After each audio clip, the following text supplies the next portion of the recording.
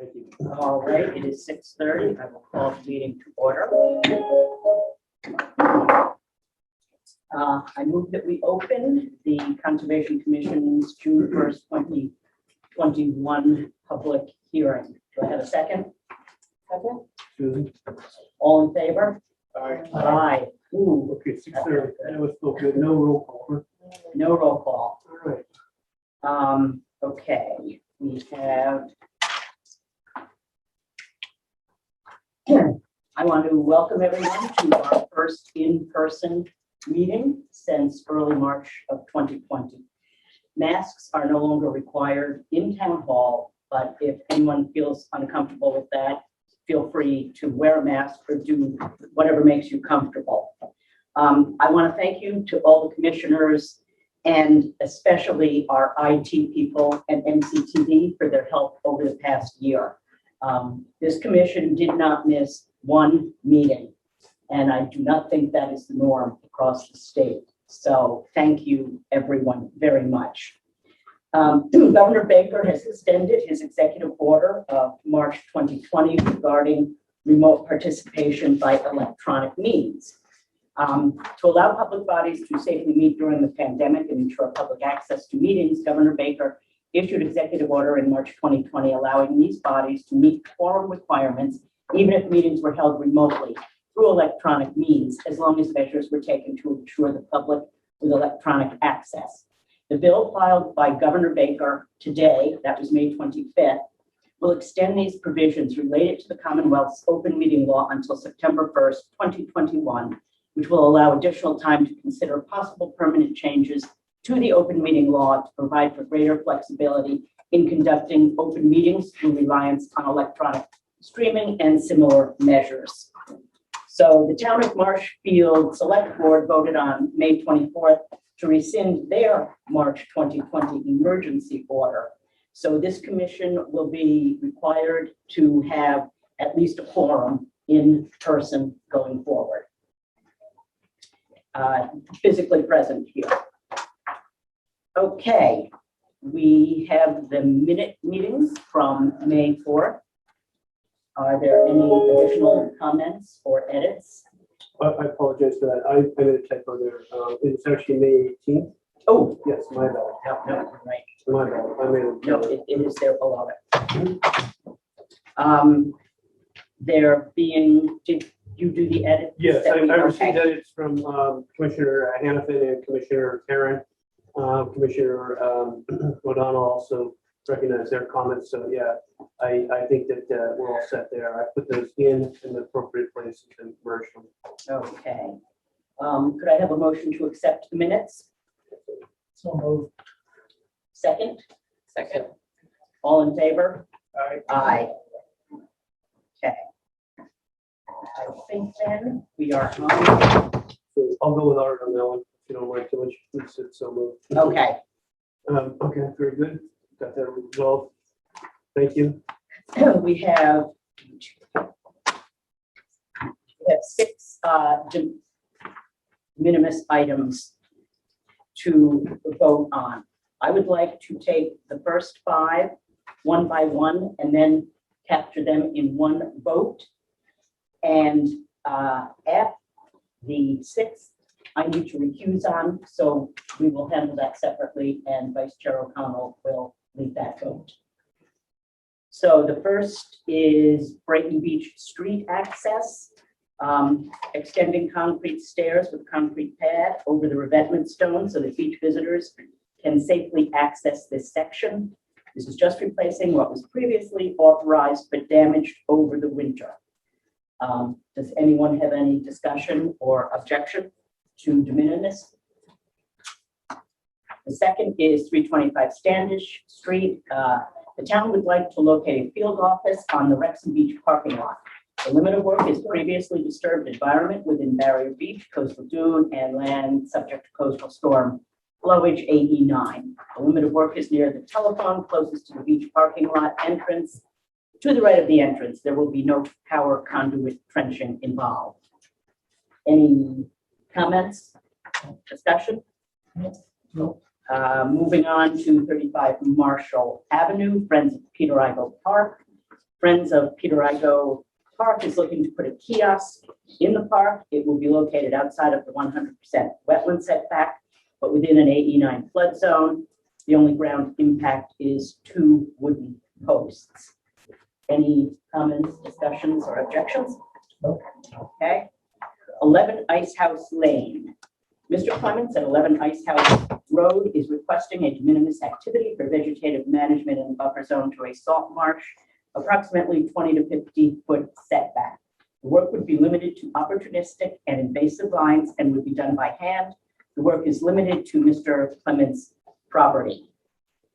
Any objections? Comments? 150 Sawyer's Lane. A building permit for a deck extension at 150 Sawyer's Lane has been sent to Conservation for sign-off. An as-built plan from 2018 is attached showing the wetland setbacks and the existing deck. The proposal extends the deck to approximately the edge of the house, which would be up gradient of the 50-foot setback and would occur on existing lawn. The conversion of existing lawn to decks outside of the 50-foot is specifically exempted from Wetlands Protection Act regulation under Mass 310 CMR 10.2 2B2E. Any comments, objections?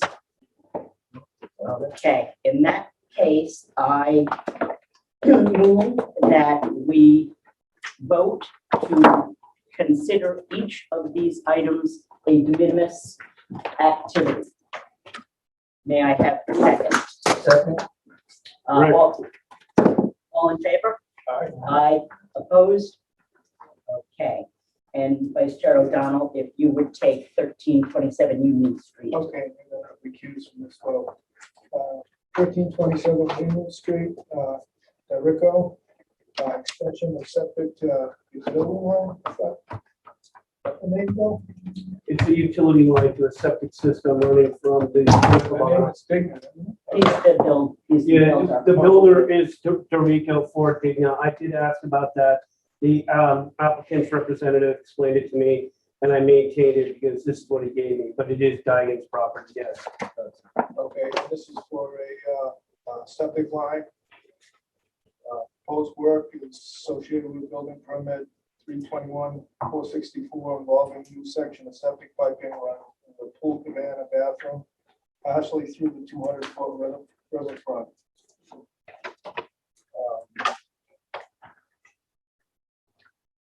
Building permit was submitted early in 2021 before the revised regulations. So the building permit for the pool and various structures is permitted by conservation. However, they have returned some modifications, including the septic line. From the permit, up to 1,500-gallon septic tank. There appears to be less than 30 feet running through the 200-foot setback. I'd like to make a motion to ratify this as de minimis activity. Second? Second. I heard Joe ring, is that right? Yes. Okay. Second, Joe. All in favor? It's 5-0, Mr. Vice Chair. Yeah. Thank you, Vice. Thank you. I now return to the meeting. Item B3, de minimis changes, amended order of conditions at 31 Branch Street. Consideration of whether the changes to existing order of conditions are de minimis or require an amended OOC.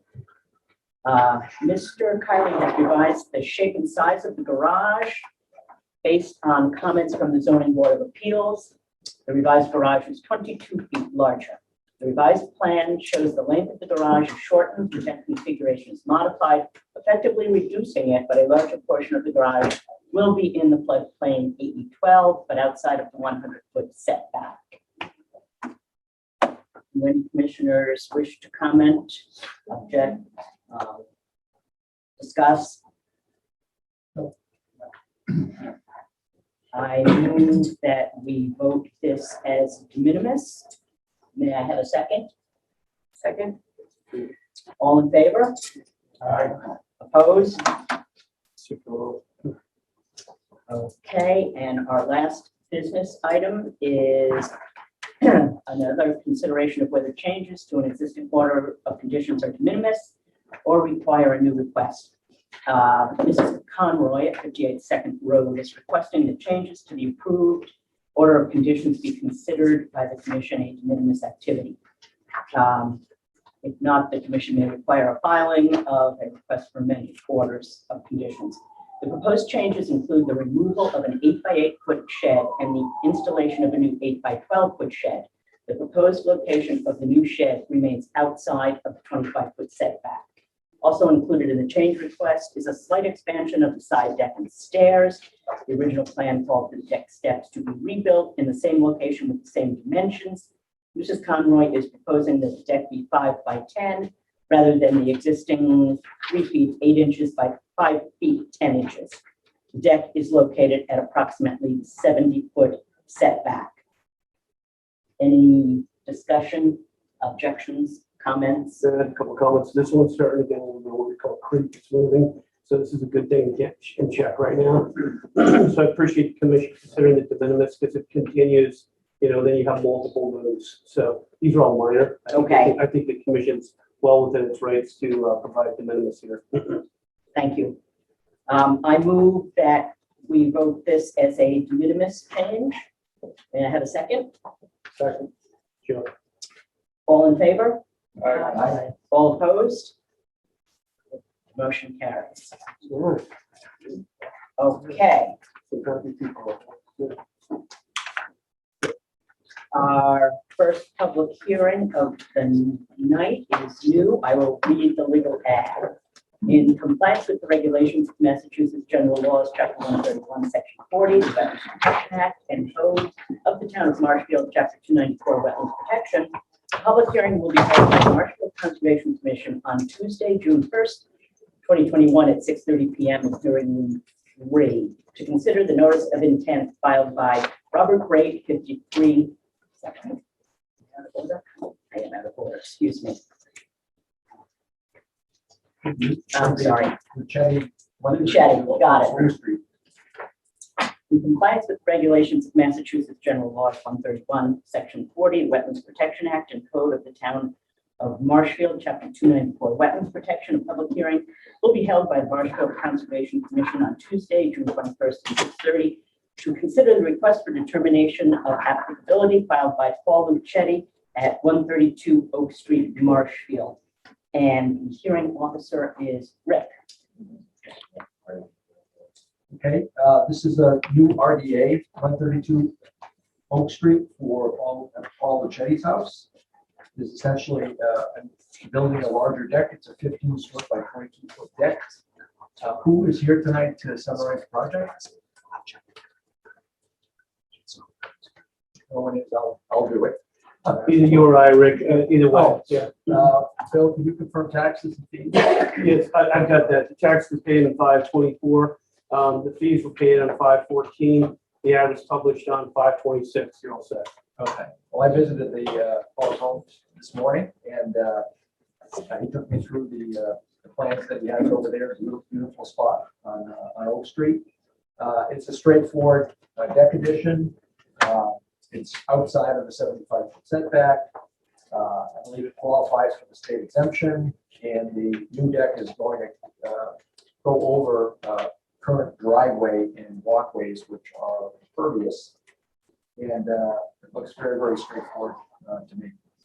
Bill, do you have some comments? Yeah, he's got history with the commission. He's taking care of business, and this is one of the great success stories, I think. He's basically running a very clean shop over there. Turned enforcement order into a very positive replanting. He's got his property built out, as you've seen, and he also had a deck that he's done here. This is exactly what we want. He's taking a leadership position, I think, and he has good stewardship positions. Commissioners, any questions, any comments?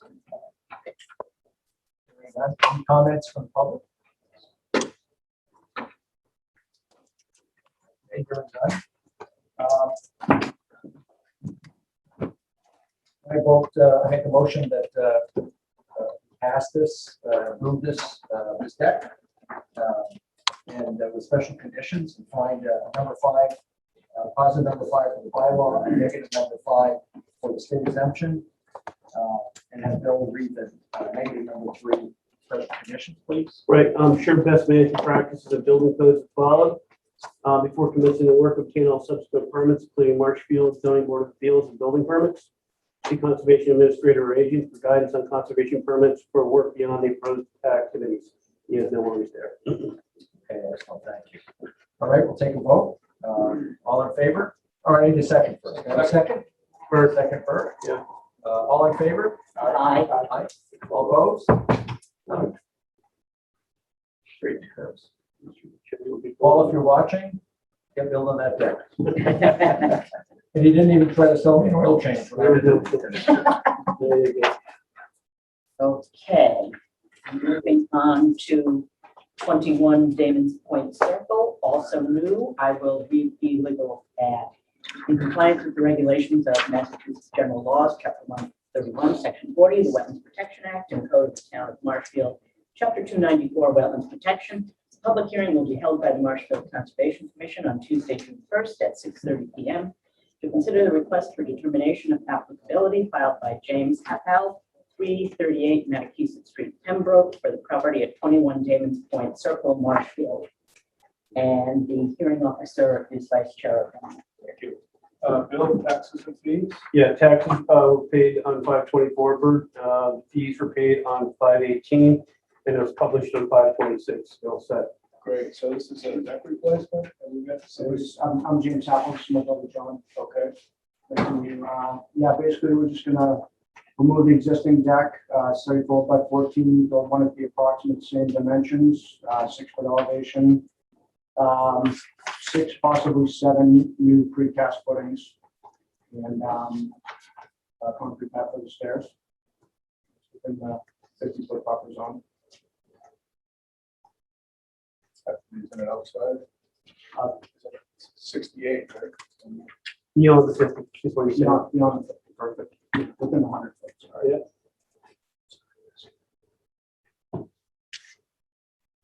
That it? Yeah, that's about it. So you got any comments on this one? No, the wild line is straight and narrow. Thanks very much for doing this, guys. You came in and you were very buttoned up and organized. I really appreciate it, and I don't see any problems with it at all. Thanks. You're in a sensitive area, you know, down in North River, and thanks for doing the park. Thank you. I was out there Friday, I agree, it's great. Yeah, that's it. Appreciate it. So I'd like to make a motion to issue a positive determination number 5 and a negative determination number 3 with special conditions. So is there anything unusual in the conditions? No, these are all the ones I just gave to the last team. Okay. You got standard conditions, you're set. Yep. Okay. Very good. Have I got a second? Second? Second, Susan? All in favor? Aye. Unanimous, Bill. I got it 600 Bertha. Thank you. Thanks, you Thanks, too. guys. Time you to be working on the road. Oh, it's great. I still need a building permit, so reach Liz and she'll get you rolling on that, okay? All right. Sounds Take good. it easy. Appreciate it, Bill. Okay, next up is Joseph Drive Way. This is a new hearing. I will read the legal action. In compliance with the regulations of Massachusetts General Laws, Chapter 131, Section 40, the Wetlands Protection Act, and Code of the Town of Marshfield, Chapter 294, Wetlands Protection, public hearing will be held by the Marshfield Conservation Commission on Tuesday, June 1st, 2021, at 6:30 p.m. in hearing room 3, second floor, Town Hall, Marshfield. The Town of Marshfield Harbor Master, 1639 Ocean Street, Marshfield, Mass., for a parking lot expansion within the buffer zone to a bordering vegetated wetland at Joseph Drybeck Way. And this is Rick. Okay, brand new NOI along Joseph Drybeck Way, now sponsored by our Harbor Master, Mike Mayor. Hi, Mike, how are you tonight? Good evening, everyone. It's happy, it's glad to see people's faces. I know.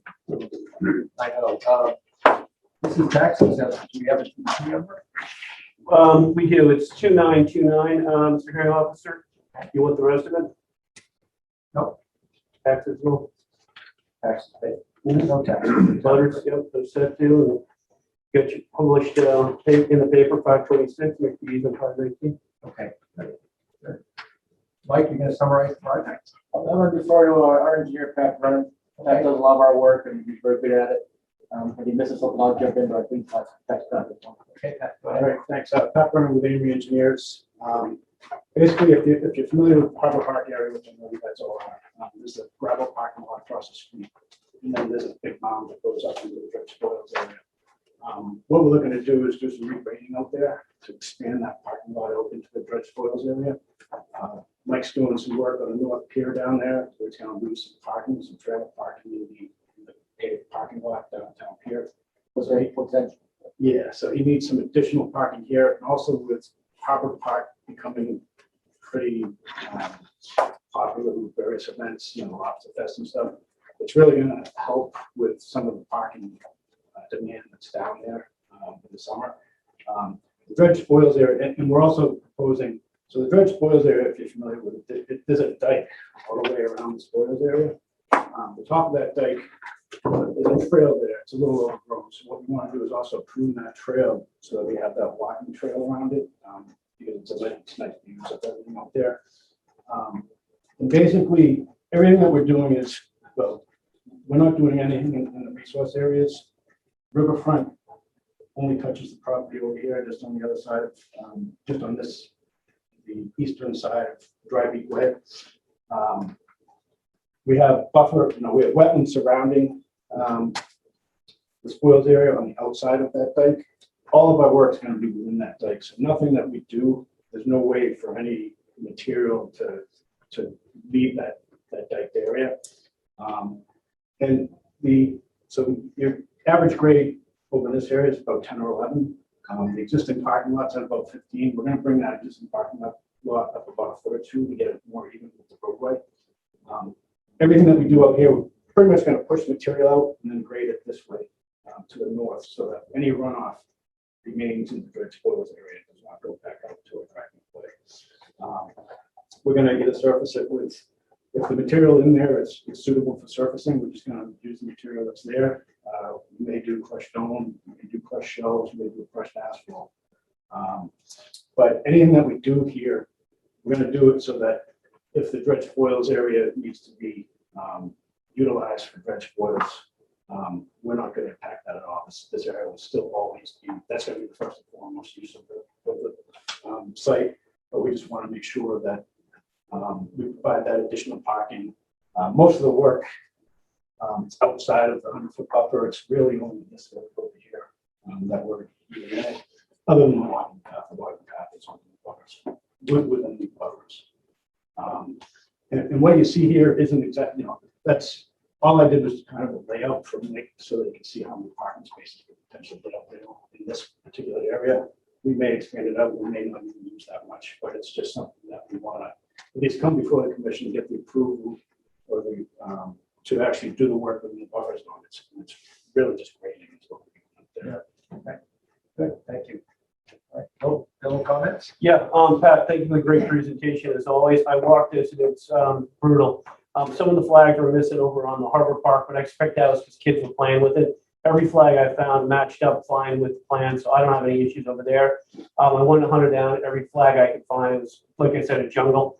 And this is well delineated. In addition, Pat flagged the tree line as well. So we had a tree line on the upland side because they're trying to preserve that as well as having the delineation as well. I looked at this very carefully because, it is seen as by the state, they use aerials and so on for interpretations as a wetland, but it can't be because you have 90% of the trees that are out there are white birch and cherry. I found a few odd soft brush here and there, and I'm looking, this for wetlands. I did not find much. We have Phragmites out there that's invasive, and in this area, I just don't think we're gonna be calling that a wetland at this point in time because it'll grow in your car, it'll grow in your driveway, etc. So I think this wetland line is very solid. I agree with what Pat said about the berm. It's very high. It prevents any encroachment, and we have on both sides an equal amount of upland plants. So I feel this is extremely well delineated, and I appreciate the efforts that the harbor master and Patrick have taken to vet this out. One thing they didn't say was in the 60s, this area was designated by the U.S. Army Corps of Engineers as a dredge spoil area, and the Board of Selectmen were also involved in that process. I know this because we also had Green Harbor Yacht Club in front of us as well, and they wanted to use this area. The commission is very familiar with that fact as well. To follow up on what Bill just, this is a Army Corps of Engineers plan from 1969, and the aerial that shows this whole area. It's actually the whole, which was all built. So take your pick. You want bright lights or bittersweet there? Mike? Yes, thank you. So Rick, so this whole area before, it was kind of a fire hazard, and the PD we had stolen cars in there, which is by the Jersey barriers there. As far as the town is underutilized, I think it's a good spot. And I was urged to do the NOI versus the RDA, which I think is the way better choice, especially the town projects. And the whole berm area on the top, I felt would be a good use of passive recreation, tying the park, the harbor walk, phase 1 and 2, to get around there. More people in the area kind of reduces trash and things like that. So there will be cameras on that site. There'll be more cameras. There's cameras there already, but there'll be cameras on that area. Like Pat said, if we don't need it all, we're not going to use it all. That's just a snapshot of what we could do. I did go in front of the DPW board last week, and they are the caretakers of the property, not the owners of the property. So they had a few questions for town council through Vets Road. Town council and Tom Reynolds have taken care of those. So they said once that's done, they're going to have a meeting to endorse it. So I won't speak for them, but that's what they said.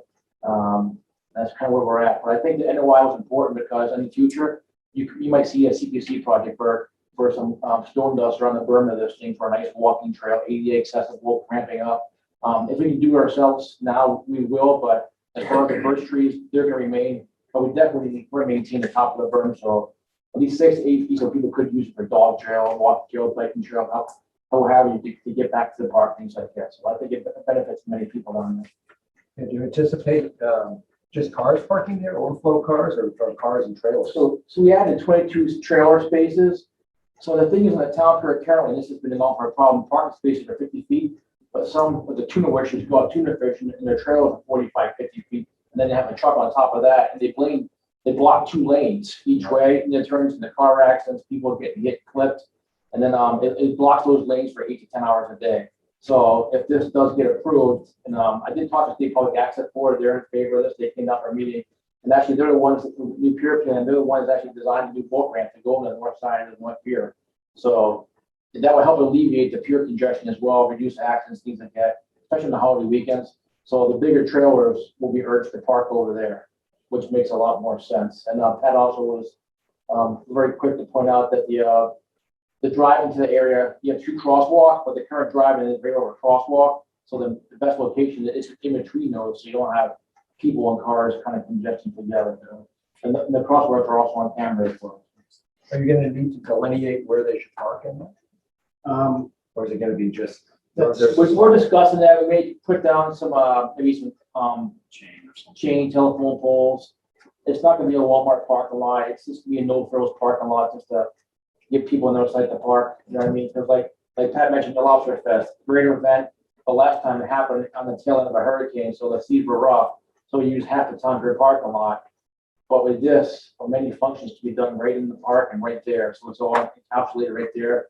We'll still close the road for traffic and pedestrians, but it's not going to impact the fishermen going to the pier for their daily activities, as well as the boaters in September. So that's just one project. One event down there, but there's weddings here almost every weekend. So, Yeah, it's a beautiful spot. I think it's nice that additional access with more parking and more people in the town can enjoy the place. I actually enjoyed my Gerard's turkey sandwich sitting in the dusty parking lot. Well, the park, it's kind of the park, the parent park is kind of nice for. It should be a little nicer for our waterfront. I think he's done a lot of work down there, so it should be pretty nice. If the top of the berm is cleared out also, it'll be nice walking space too. So there's a little bit of tree cover. So I feel that you can actually have a really nice parking area there. I mean, a walking area. To get some recreation. Yeah, and that was one reason for the NOI. So if we do go to CPC in the future, we have the NOI already. I would need some funding to make it a nice walking trail. But that, I'm totally open for suggestions with that. But I'll try to stick to the water piece. Yeah, they're looking for periodic maintenance also. I just write the notes on that. I think that's appropriate in this project. Okay, good. Commissioners, any other questions, comments? Anything from the public? I have one question. Right, Bert. Is this going to be managed by the DPW, or are you going to manage it, or? What, the construction? Or? Yeah. Yeah, well, that came up at the DPW meeting last week of who's in charge with indirect costs and things like that. So if the parking lot is being used for boat trails through public access, would be money kicked back, but technically now, like all the town period, the town maintains that DPW, I pay for the trash bag, so that will be worked out at some point. Like I said, I'm looking for no trails, I'm not looking for it to be snow plow or things like that, like the current parking lot now is used for like water lines, sometimes gas work down there, so it's just gonna be a multi-use lot. Now, will you remove any of the existing parking to free up space on the pier, or? As of right now, no. So there is if you go on our website, there is a town pier, plan for new docks, new piers and stuff. But that's probably 3 to 5 years down the road. And the whole town pier parking lot hasn't even factored into like how that would look. But basically, the way the current parking lot is kind of, it can be managed a little bit better. But this is more identified for the larger boat trailers. When they go to launch, they're gonna be pushed to park over across the bridge into that area, just for accessibility from the pier. So, Is there a comment from the public? No? Okay, hearing none. I'd like to make a motion, we close the hearing, with special conditions. Bill, do you want to go through the conditions? Yeah, I would like to make recommendations. A lot of these are standards, for commencing the proposed work, register both sets of orders, state and town, from the town registry of deeds, provide evidence of conservation office and post the mass DEP sign. Follow all permit marshal bylaws, 217 seawalls, 305-13.01 inland wetland district, and 305-13.02 coastal wetland district, and any other permit marshal bylaws. Channel subsequent permits, local and state and federal, such as Marshfield Building Department, the Marshfield Zoning Board of Appeals, and any permit permits, which is over 310 CMR 10.05 requirements, if the work should commence until all applicable approval periods have lapsed. Coordinate pre-construction, site meeting, the conservation agent and administrator. Do you guys need a building permit even for this? I don't think we do, right? We have another one to engage the building commissioner on that, so I'm gonna leave that one out. All right. During the construction of proposed work, ensure best management practices are followed. The footprint of the subsurface remains open or use pervious coverage only. Post-construction, ensure the footprint of the subsurface remains open or use pervious coverage only. Condition remains in perpetuity. We're offering periodic maintenance with ongoing conditions to use the area as a parking area while not impinging on the DSA activities. And ongoing maintenance of the berm to be used as a recreational area as well. Okay, great. Thank you, Bill. Can I have a second for the motion? Second. Second, Joe. Thought it was art. Yeah, me too. We're gonna give it to Joe. He was close. There you go. All in favor? Aye. Nobody. All opposed? Thank you. Unanimous. Thank you. Keep up the great work, Mike. Thank Well, you. nice preparation on that. Thank you very much. Mike. So you guys, people, afterwards, tell me. And Mike, just so you know, the 61 marginal is continued. Okay. So you don't need to stick around for that. Thank In you. case you were planning. I got plenty to do, thank I you. know you love to spend time with us. I do. Especially now that there's no mask, it's brief. Thank you. Okay, Well, today, we didn't do the meeting list, and he's right. So, there are two that are continuing. we have two continuations. We have 62 Marginal Street and Resource Way LLC 208 Enterprise Drive 795 Plain Street. So if anyone is here for either of those hearings, they are continued at least until our next No, I meeting. just did your up on the Reservoir Way. Wow, The Resource Way, It's the new road. Sunday, there was a site visit, right? correct. Can you identify yourself? Mark Stiles representing Tim Connor. What happened? But I don't know why we're extending, frankly, because the site visit was timely, but you didn't go on the site. We went on the site that is not the property at 795 Plain Street. Why? Why? To observe. But you had permission to go on the site, so that we wouldn't have to We continue. had permission to go on 208. The site that is being purchased by this wonderful family here, you had permission through the property owner's attorney, me, email that you all could walk the site with Terry. You were with Terry on Sunday. What happened? I thought it was extremely clear that we were not to go on 795 Plain. Where did the breakdown in communication? There is you should probably review your emails. I did. I will You have them made right it here. exceedingly clear I will that we explain. couldn't go there, we could You only could not go on on any property other than the property that's subject to this matter. Please go with Terry, a representative of Steinbeck and Taylor. We did, So you stopped and now we're continuing it. But there's still additional revs to be done with the route. Yeah, just to add to this, not to be confrontational, but there's additional information also. If this might be the opportunity to clear up any misunderstandings so that all the commissioners can get out there. I'm just wondering if this is the time. Perfect time. Yeah. May So I the just, chair is may I wondering just if- reference your email, Attorney Stiles? Please coordinate with Terry for the site visit. Again, specific only to the McGonigal portion. Where's the breakdown in communication there? Where does that allow us to go on to Mr. Connor's property? So McDonald doesn't own property there yet. He's under contract with. All right, but there is nothing here that indicated to me, to you, that we were allowed to go on to Mr. Connor's property. I'm leaving this meeting. You guys gotta figure it out. And it's Don What's that? McDougal, correct? What did you say? Correct. It's McDougal, correct. I'm sorry, Bill, what did you say? I said the commission and you need to figure it out so they can get on the property. Okay, so it was clear that you all can go with Terry to the subject property. You cannot go beyond what is the subject of this. And we were gonna meet with Tim to coordinate an effort to work with the property owner, not against the property owner. We're am I not still working clear with that? against anyone. We're He here for, he feels that you are. I'm sorry he feels that way, and I hope that when He has we reason meet, to, well, he has never met me. I have no, which is why we're coordinating meetings in correct. small groups so that you can get to meet and understand this property owner, this resident taxpayer. of which we're Marshfield. set up to do on Thursday, Correct. and you sent in But he's email out now that questioning said whether that or not he a wants to simple do that. comment that was made by Bill was adversarial, and I didn't see anything adversarial in his comments. Yeah. And you made it, this is an extremely unusual situation. Yes, it is. And we have all tried to bend over. to So do what is the, everything what do right. you, what, when you say that, what are you getting at? We followed your instructions. Correct, but you didn't.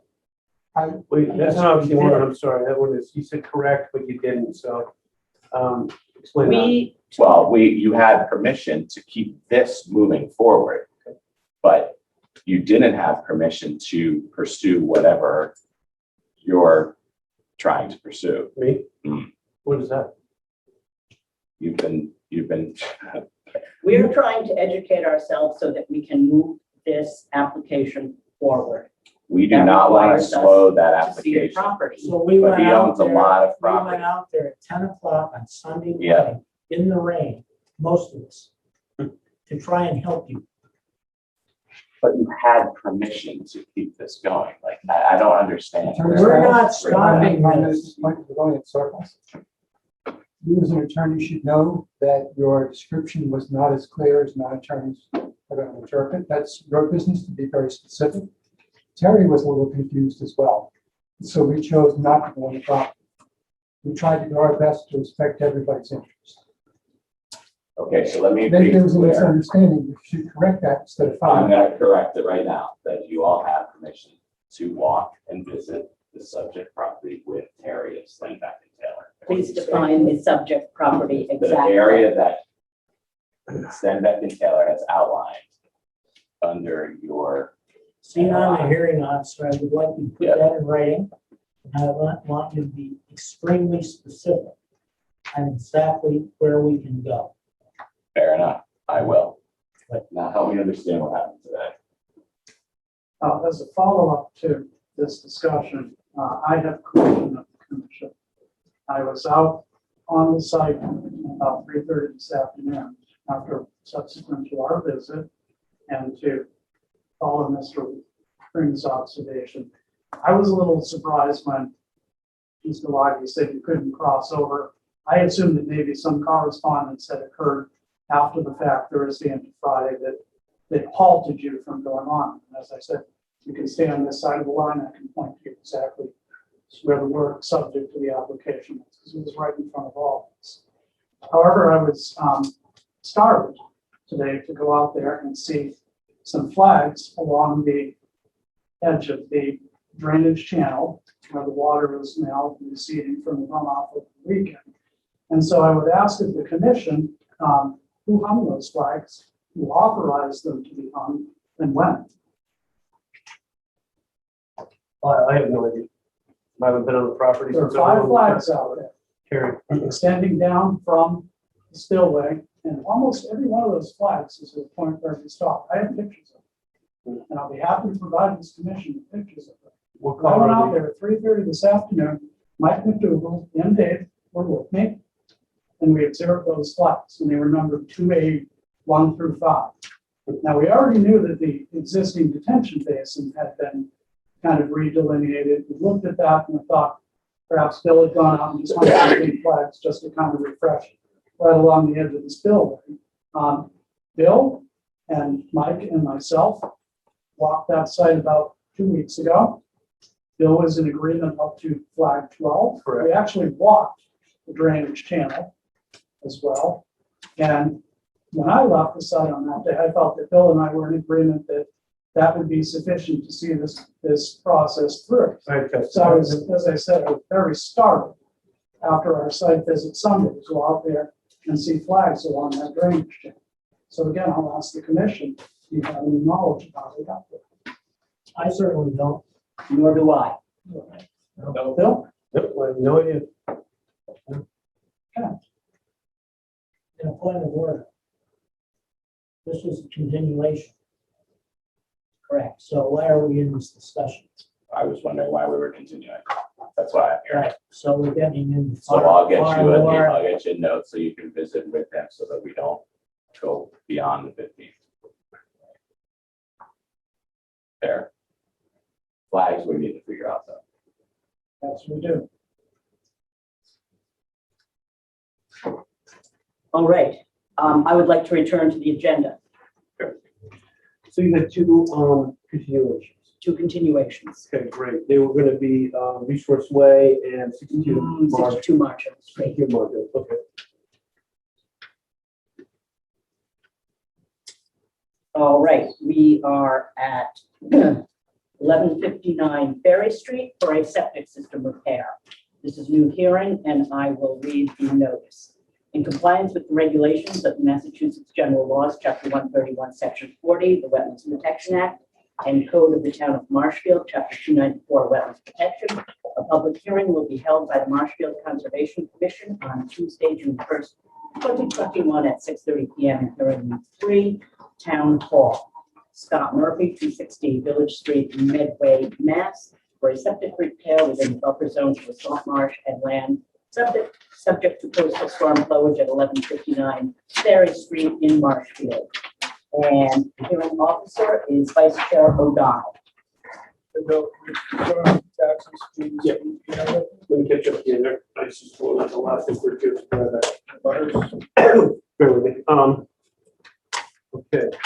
So yes, indeed, Mr. Hearing Officer, taxes paid at 6/1. We got that confirmation today from the Treasurer's Office. But was cleared on 5/26, and the file number was provided at 5/18. It was published at 5/26.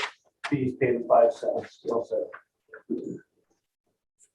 Okay, so this is a septic repair. We got a presenter present. She has some. Okay, I'll do my best. Have we got somebody here to present this? I see the engineer on Zoom there. Yeah, all right, let me see what I can do about that. I'm not sure how to pull that. now. Apparently he's hearing us. Nicholas, Well, yeah. Do you want me to make you co-host, Can you Nick? see and hear me? Yeah, we I'm can gonna, go. I'm gonna switch to, let's see if I can switch to, speaker. Go ahead. Let's see you now. All righty. Actually, I have the screen. May I share the screen? I have the plan up if you would like. Bear with me. Let me get you on here, okay? Sure. All right. I need to make you a co-host, assigned co-host, okay? You're all set coming your way.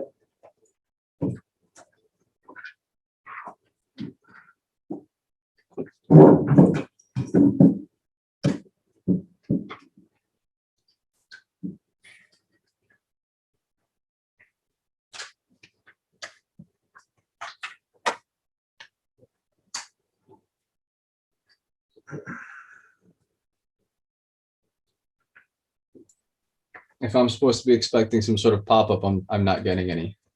Okay, Nick, I'm gonna try, you just vanished, so hang on a second. You're marked as a co-host. Sometimes you have to, Terry, maybe you can help me. There's usually a button somewhere that allows you to take over as co-host. Can you search around on your screen there? If you made him. It's also in there twice. You can do the other entry as I well, have Bill. you as a co-host, Terry and I You just just talked. have to share a screen. So you You just have a have to green share. button to share screen. Still saying I'm a participant. You may have promoted. I'm logged in twice. I have one for video and one for audio. Oh, okay, well, that does mean, okay, I'll set you up with that other one then. That was a good maneuver, all right. Your second one should be set up now. It looks like I can. Okay, good. There you go. All right, buddy, there you go. You can Awesome. see Can it? everybody see that? Yes, sir. Yes. Fantastic. So as was just previously mentioned, we have a septic repair plan here in front of you. This was actually a previous filing that I believe the permits have lapsed on, so we are here to refile. We had the salt marsh redelineated recently, as is updated and shown on the plan here. We have the existing septic system is actually near the stone wall to the top of your screen here, right along the, well, the salt marsh flags don't exactly line up with the grass out there. It's definitely used area right up to the stone wall, and then it's definitely salt marsh on the other side of the stone wall. But we have the existing cesspool right near the salt marsh area, and we're proposing to bring it out front. And as you can see, we've essentially pulled out all the stops to get this to work and be as non-invasive as we can. I will stop there and ask if the commission has any questions or comments. Is there any change from the previously approved design? No change. The only thing we changed on this plan is the wetland line. Okay. Bill, your comments on the well line? Yeah, we were out, as you know, we met with Jean and her friend and Commissioner Karen and Commissioner O'Donnell and Conservation Agent Flint, and I looked at the wetland line and it is satisfactory. It's set. Okay,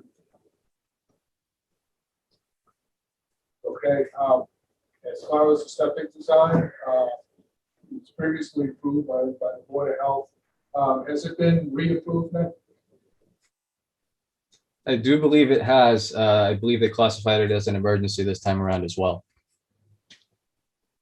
Okay, then the only thing I'd like to discuss is possibly getting a couple conservation records on the back of the line.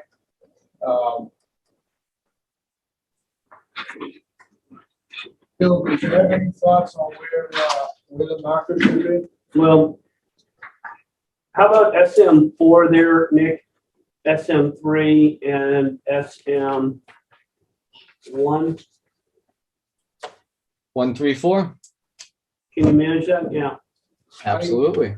I think that's a little prohibitive, considering that there's an existing cesspool there. All right. You know, that's existing disturbed area.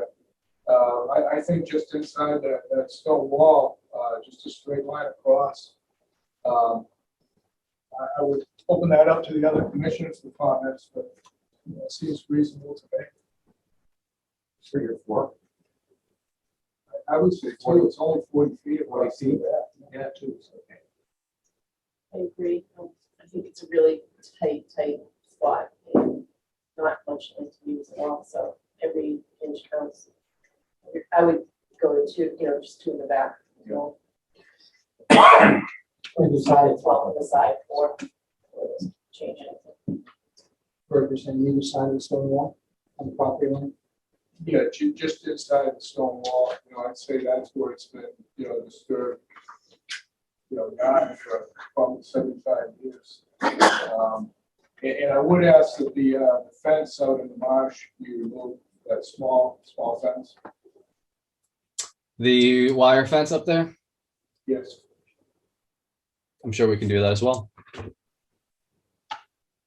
Beyond that, I have no further comments. Anything else from commissioners? Okay, I'd like to open it up to the public. Yes, I have a couple questions. Okay, your name and address, please. I live next door.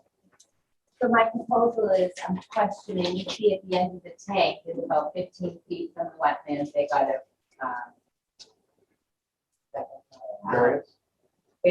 variance to do that. Why is it that they can't take that tank, because it's above ground and it will be to the bottom of my house? Why can't they take that 15 and go straight across and turn the tank and slide it under his deck? Use the pipe to go under the house and leaching field can stay where it is in the front yard. Because that's going to start at 2 feet, it's going to go up to the 9.3 feet, which is the bottom of my house. So I'm curious, I mean, one, it's 10 inches, 12 inches from the side of my house. And then he gets his driveway back. My big concern is that during a storm, the water flow is going to be extremely disrupted. It's not going to be able to flow through there with the tank along the side of my house. So I am concerned about the fact that when rising water comes again, that I might have a potential of some sort of impact on that. So if we could turn it, stick it underneath, Scott gets his driveway, I don't have to worry about water impact. Same thing. Thank you for your comment. We've done a lot of these systems in the Humrock area. I can't recall, other commissioners, and Bill, correct me if I'm wrong, I can't recall when we changed a design the Board of Health had approved.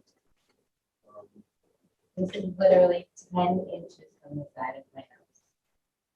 And again, I'm not trying to be difficult, we all need a septic system. And when that water came a couple of years ago, I worry about the fact it's not going to be able to flow out, which is going to stay under my house longer. It's going to cause some potential for me. There's only a small gap, and then there's a fence right after that. Well, it is a I mean, I flood would zone, like but people to it's consider not that. a- It's not a velocity zone. Typically, the water comes up. and then It goes comes down. across from that river like it did a couple of years ago, that will sit under my house and cause, it's gonna hit that wall and it's gonna come right back under. Now, I understand it's up to 2 and it goes up to 5, so I understand that there's gonna be a flow up, but there's no blowouts in that tank. The whole thing down there is about blowouts and water flow being able to stay consistent. Last time there was a storm, it came from across the street and it came from the marsh. And it ripped underneath the house and ripped everything else. When it hits that wall, it's gonna come bouncing right back. So this way, Scott can keep his driveway, and I don't have to worry about that.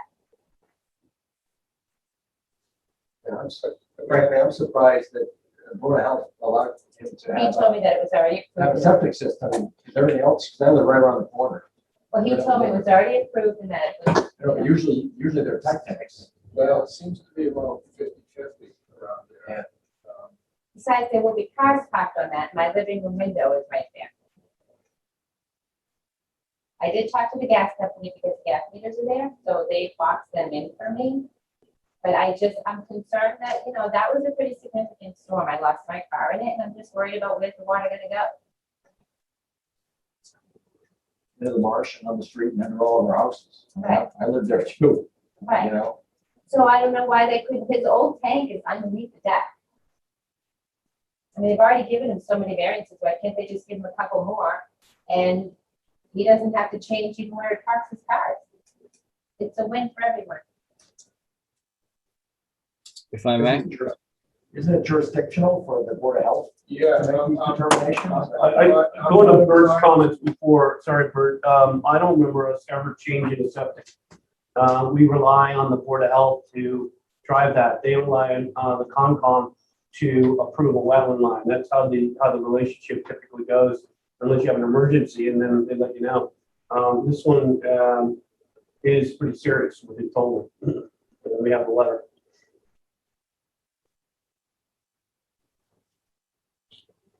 Mr. Hearing Officer, can the engineer speak to a possibility of redesigning the system? Yes, are you hearing this discussion, Nick? I am. Comments on the possibility that was spoken about here?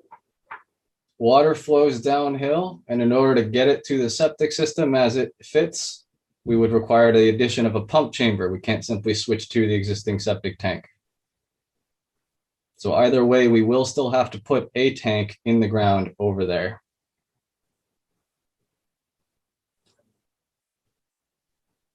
You can't slide that under his deck and run things underneath his house to the leaching field in the front?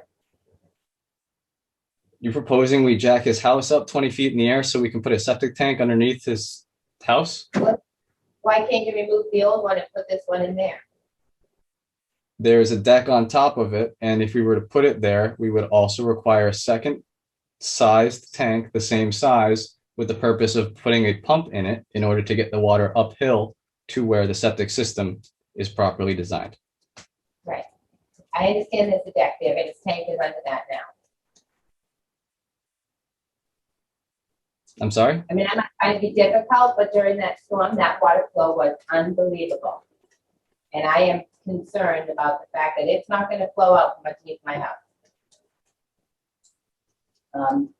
Mr. Hearing Officer, if I'm hearing this correctly, if they did move a tank back under the house, they would still require another tank I have the pumping chamber as well. as a pump chamber. I guess. So that would still, I think, have to be, There are In the also drive- cover requirements above the tank and the system that we would then have to request additional variances on top of what we have already been required to request, just to permit the design in the first place. So that would not actually do better things. When this tank was it designed with the person living next door with the potential of a water surge that we had? Never mind the fact you're gonna be driving by the living room window and parking your vehicles on it. Was that considered when this design was put in? Yes, which is why the retaining wall does not enclose itself underneath the front of the structure at the bottom of the screen, if you'll note. This way, the water does actually have somewhere to go if it were to make it up onto that driveway area. And if you note the grading and the extension of the wall along your shared property line, it is further to the bottom of the plan to convince water to go underneath the owner's structure, not yours, and then back out to the salt marsh.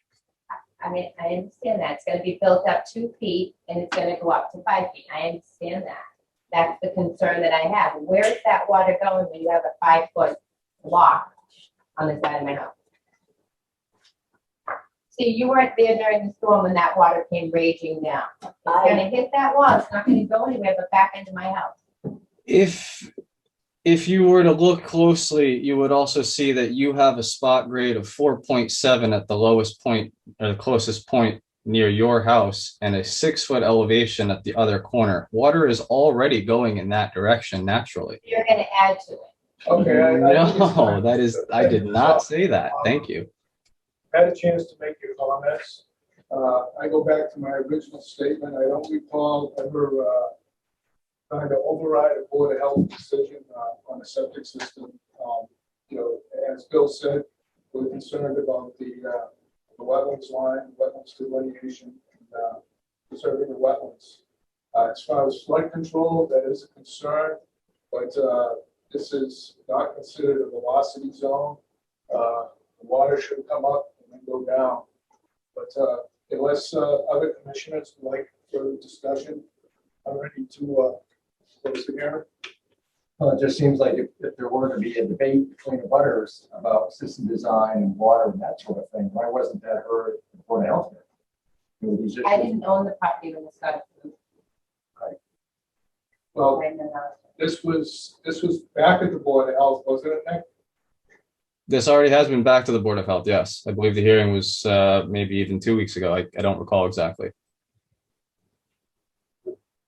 Was this discussed then at the Board of Health? I can't be certain. I did not cover that hearing. I believe Kevin Grady covered that hearing. The question were these concerns voiced and vetted and discussed at the Board of Health meeting? We didn't own the property then. No. So this is like in the last 30 to 60 days. Yeah. I- How long have you been there? I moved in 2007. I don't know. No, it isn't. Okay, once again, I'm ready to close the hearing. Issue special conditions. Good. All right. Chief, I got a second? Second, Susan. All in favor? Wait, you want me to read it? Yeah.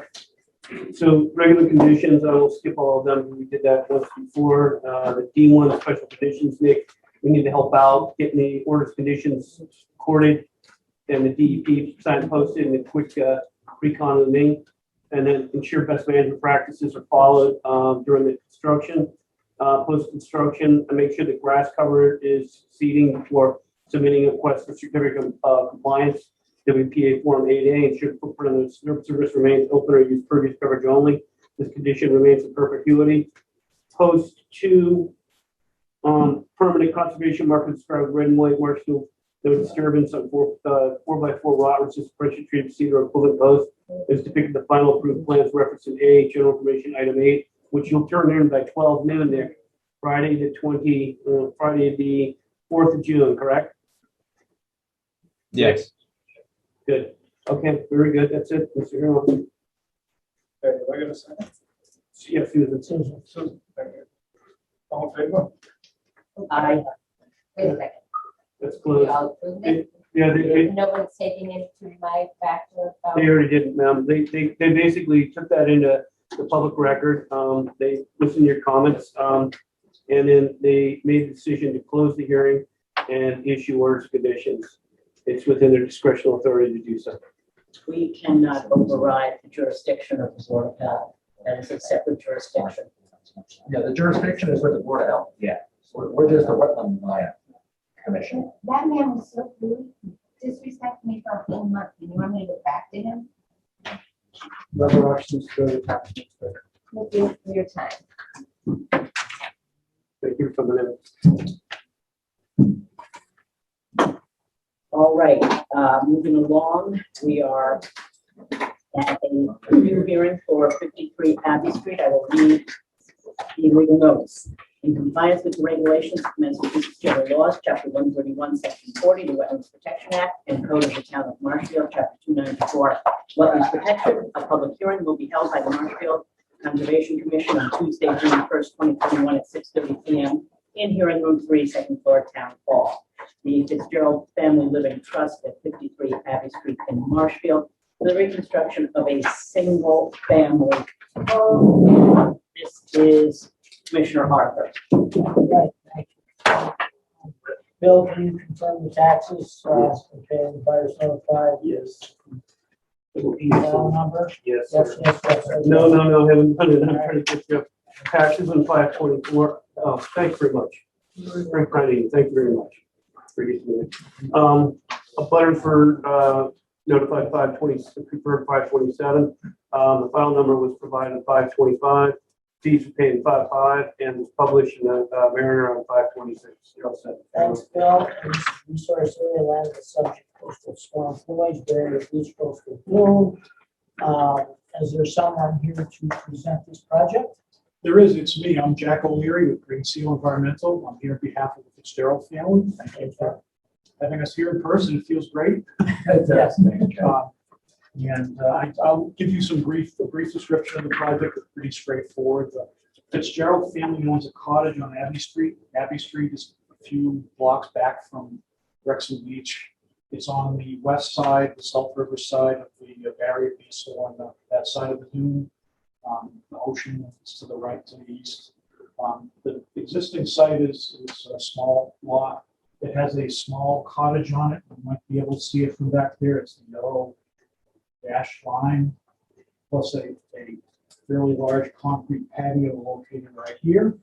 And the parents are planning on retiring to their vacation home, and they want to reconstruct it. Since it's a land subject to coastal storm flowage and a flood zone, that's elevate the house up on islands. So they're proposing a similar size home. That is the orange rectangle. It meets the setbacks of the existing home, whatever you plan zoning board next week on it. It's elevated per the FEMA requirements above 1 foot above the base flood elevation. I've got some preliminary elevations from the architect here. I think the sort of thing you've seen before. There are the resource areas you noted. There's also a small bordering vegetative wetland on the neighboring lot here in the west. The proposed construction is further from that than the existing concrete deck. The proposal would eliminate the impervious from the house and the impervious from the concrete deck and replace that with just the pilings that support the house and the proposed deck. There would be steps on each side. No longer would there be a front door and a front walkway here. And the existing gravel driveway would be used. The existing shed would remain as well. In order to protect the resource area and to provide a limit of work, we're proposing a erosion control barrier, silt sock all the way around. Utilities be reconnected to the house. So that's about it. It's pretty simple. Yes, I was over this morning. I think the plans are really a net plus. I don't have any concerns or any questions. Any other commissioners?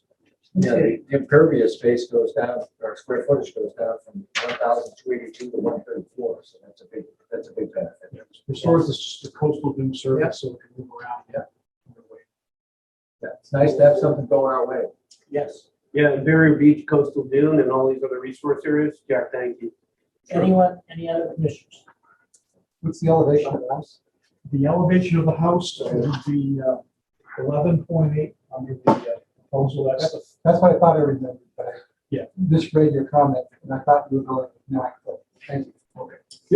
That's the finished floor elevation, so the base floor elevation is 9 feet down.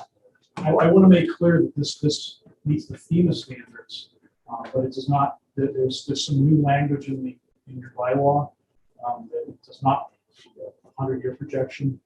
You're going from 9 to 11.8 though, right, Jeff?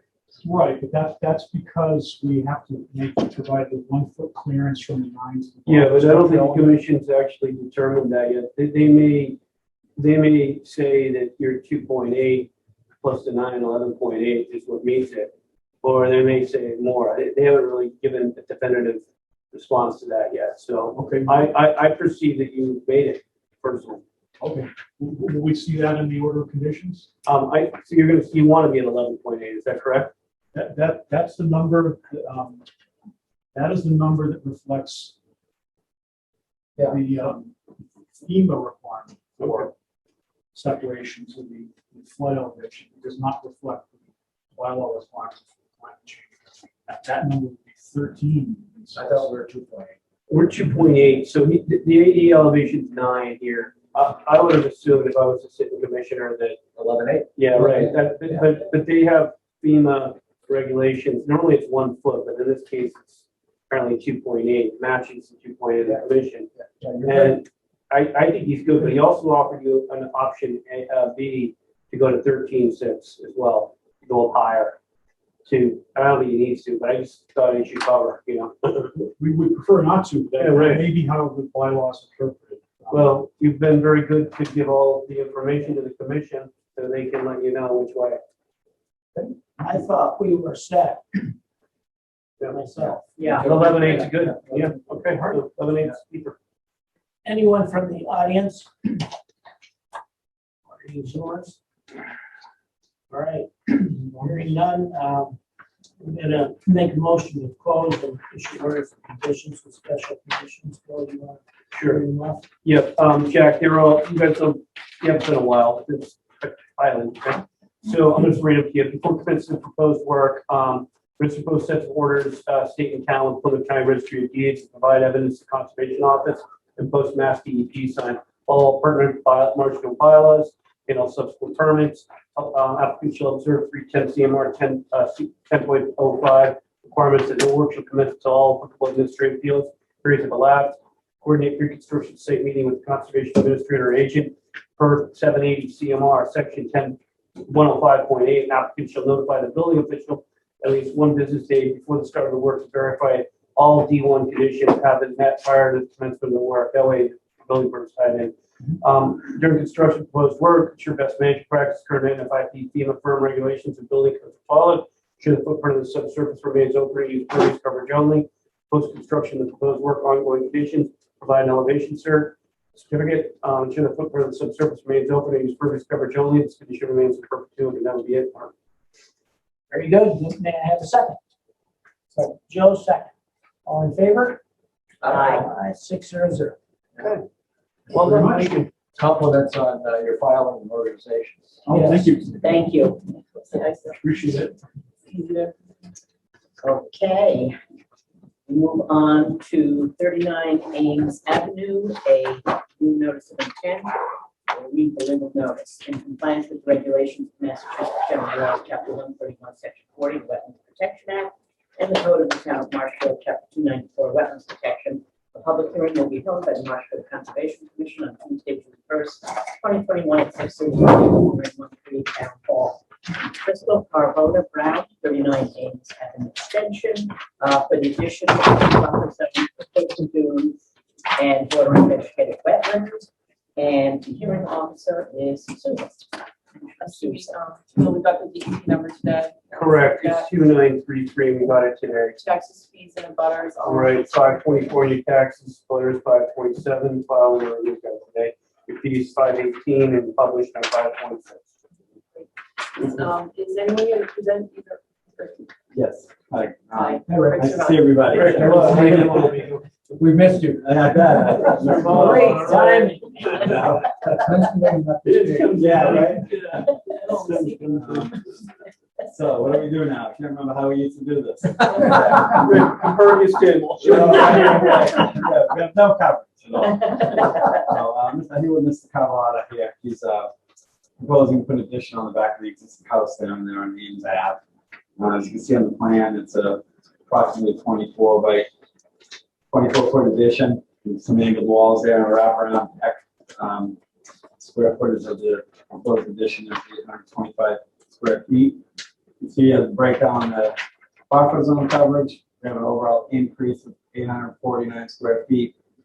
It's all going on existing lawn area, existing patio area. There will be some things, as you can see, that have to be removed to make this happen. This is a standard addition with a concrete foundation. John Zimmer from South River Environmental delineated the coastal dune that's shown at the rear of the property. Our closest point to that resource area is the 68.8 shown on the plan. And again, it's all an existing lawn area. And, that's really what we're hoping to do, is just put this addition on the back of the house. Bill, do you have any comments you want to make? Yeah, let's see. Current background, house was built in 1995, the original owner. Appears to go conservation permit was obtained. We've been seeing that a lot lately. Home and the ancillary structures are roughly in line with the adjacent lot next to our 3 Ames Avenue extension. So I feel like they've been set in a way that would have been permitted because the other property as well. It was heavily permitted, incorporating a third-party review by Bob Gray, Samisha. The shed and water feature seemed to have been built around the time the house was built. The current owners purchased the home on 10/5/2020, so we adopted all this. The closest point of the new structure to the wetlands area will be 68 feet away, which is roughly equal to the closest structure associated with the house. The lower deck in compliance with Chapter 505 performance standards for activities in the buffer zone. The proposed conditions include a increase of roughly 850 square feet of impervious coverage in the 100-foot buffer zone outside of the 68.8 setback. When Eric and I were down there, I guess you they had the next day, you went down again. We met Mr. Brown, Mr. Carvota Brown and his daughter, very nice people. And we met their landscaper and we asked him to stop cutting and he immediately stopped cutting. We reviewed with Mr. Carvota Brown the various plants that are out there, and the concept was this, he wanted to have the capacity to do some vegetative management. He's got overgrown honeysuckle, he's got overgrown Japanese knotweed, he's got a variety of plants in there that need some trimming back and so on. So I suggested that why don't we just wait until the commission is able to look at this, provide you with some direction on vegetative management. So we're clear cut, we don't cut so far back that the plants can't survive those difficult environments and so on. So I basically am suggesting allowing hand trimming of colonizing plants, which are primarily woody shrubs or herbaceous plants. And all the trees have been cut down in the area. That's a consistent problem for about a mile in both directions. So it's something we got to pick up on. And I think that the clear cutting and, cutting back to the point where the plants can't recover should not occur. But they also should have the option to plant native coastal plantings, such as red cedars or other native coastal plants. We don't need to have, implementation plants. We don't need to have on this monitoring plants, et cetera, but to allow them to have that capacity to enhance the area. Do you have any other commissioner comments on this project? I agree. I feel like the building permit, the conservation resource areas are not to be impacted by this project, and I have no concerns with that. And I think the special conditions will address the vegetative management, and we'll actually have a gain with that by removing the invasive species and allowing the native species to thrive, perhaps adding some, and we can give you advice on that. So that will be in the order of conditions. Because you don't want to be in there doing anything that's unpermitted. I don't want to. But once you, right, we've talked at length about that. You can just look at the property. Right, you can see that. I don't want to do that. Right. We know you care. That's Right, so we will give you the permit to be able to do that, and if there's any questions, come back to us. I have to be advised though, because I'm not, like, me understands every tree, every thing. kind of, yeah. I don't know what to touch and what not. Right, right. You have a wealth of knowledge here that can provide all the information you need. Yeah, we don't want you to be afraid to do the work. We just want you to know you need a permit and then work with it. The vegetative cover is important in that area, as you know, to protect the things, so. I think one point Yeah. might be that the edge of the lawn is delineated on the drawing. Yes. So we may want to stick with that. Oh, good point.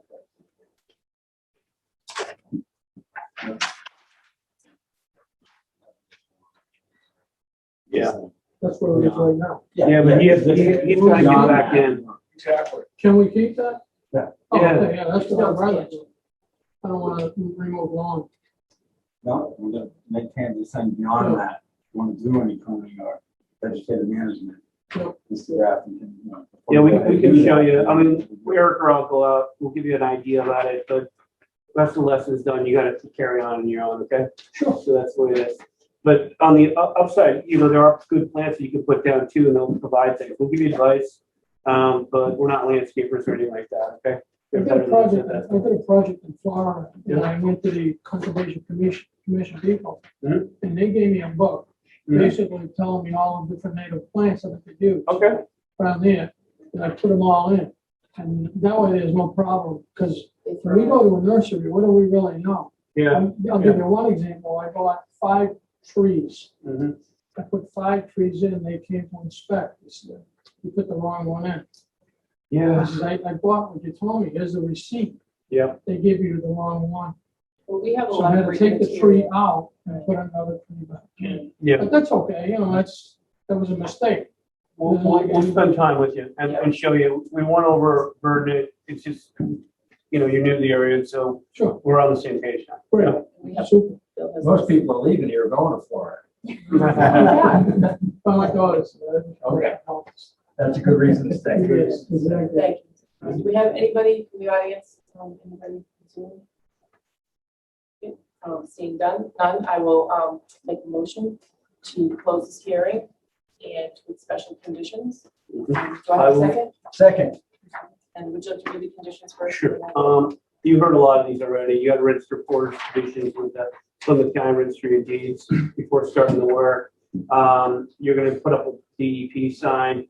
You'll get a Concom, you'll get a meeting with either me or myself or Eric, who you met.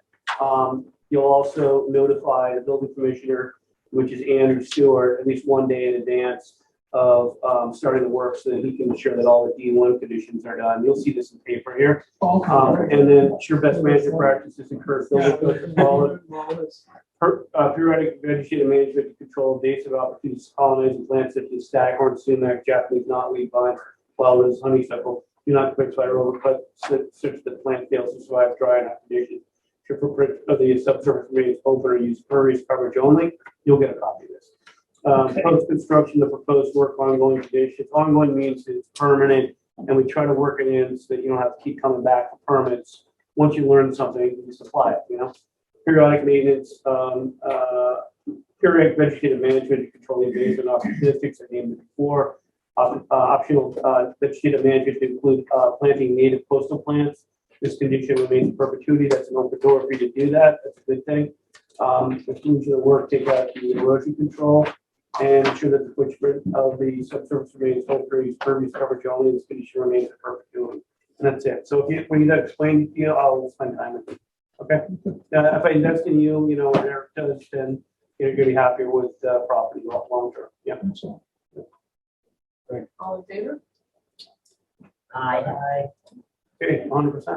Thank you very much. Appreciate your help. Thank you. Appreciate everybody. Yeah, you too. Okay. We are now on 32 Old Wharf Way, a new filing, so I will read the legal ad. In compliance with regulations of Massachusetts General Law, Chapter 131, Section 40, the Wetlands Protection Act and Code of the Town of Marshfield, Chapter 294, Wetlands Protection. Public hearing will be held by the Marshfield Conservation Commission on Tuesday, May 1st, 2021, at 6:30 in hearing room 3, Town Hall. Robert Hawes, 32 Old Wharf Way, for an active construction of pervious walkway and patio, native plantings, and a hot tub within the buffer zone to a salt marsh. And the hearing officer is Commissioner Ring. Thank you. So could you confirm that taxes have been paid, butters notified, and we have a DEP number? Yeah, the DEP number came in today. It's 2932. Butters are confirmed 527. Taxes on 524. The fees were paid on 518. Legal ad is 52621. Okay, so that's it. Thank you. You're pointing somewhere. Yeah. Is that recusal? You are recused. Oh, Okay. Thank you. Mr. Hawes, thank you very much for your hospitality. You did a great job of showing me around. It's a beautiful place. Would you give us an overview of your project, please?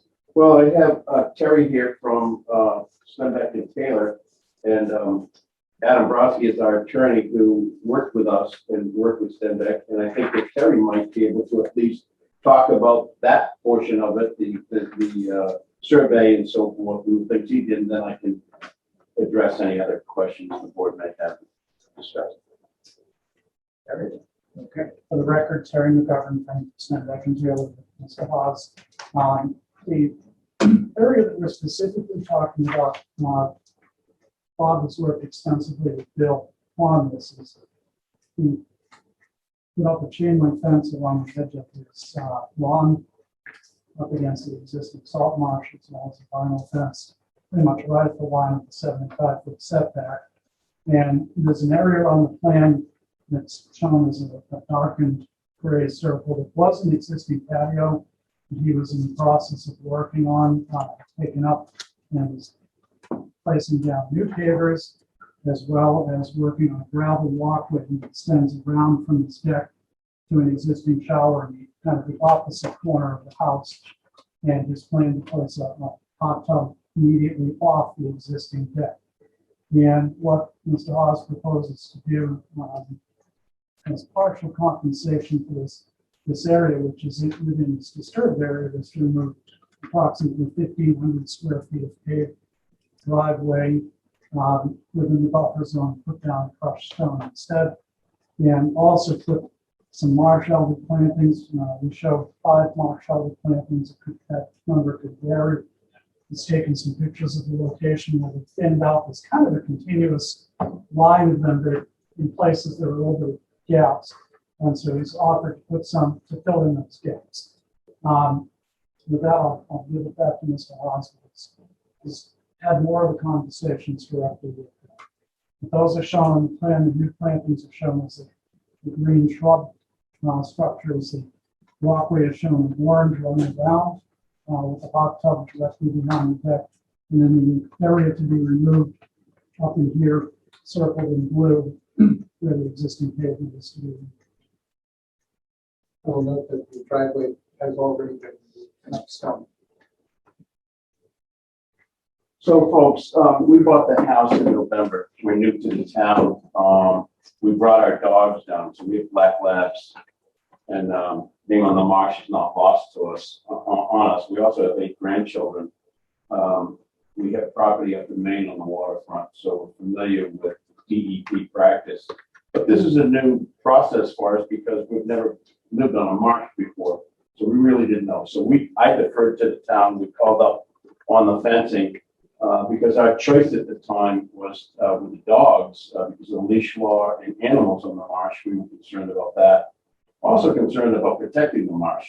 And that's why we put that chain link on the edge, because I'm aware that the town and conservation is keen on our vegetation on that line.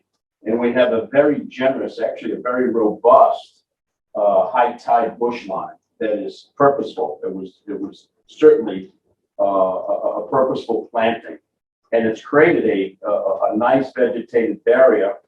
And when the Chair Craig came down the other day, I showed her some of the new some of the new sprout. I'm not sure what you call them, but some of the new shoots coming up. So I hadn't seen that 2-3 weeks ago. Again, it's our first year on the marsh. And we also noticed that there's a lot of shoots coming up in the marsh itself now that the marsh is greening up. So the concern we had when we did the fence was for the dogs, for the grandkids, protecting that marsh. The concern we had was the kids or the dogs running through the marsh and breaking all of that high tide bush line. If you folks are familiar with this neck of the woods, this is Seaflower and Old Wharf. And that this is about a 1975 development, I believe. And most of the land, when you look at it, the topo from the, if you use the asphalt street as a benchmark, as a level line, I think we're about almost 4.5 feet of fill that's brought up on a camera, and the house sits in the middle of that fill. She slopes to the front, she slopes to the back. But at the edge of the lawn, she's a very sharp grade, and that's the bank that I believe always needs to be protected. And the row of high tide bushes is about 2.5-3 feet beyond that. The high tide bushes populate maybe 3 feet in depth all along, and apparently they grow, Joe, you know, it's 3 to 4 feet tall. And so as part of a discussion with Bill, when Bill came and saw us, they hadn't greened up at that point. So it's pretty much almost like bamboo reedy. But now that they've greened up, you can see how much it's filled.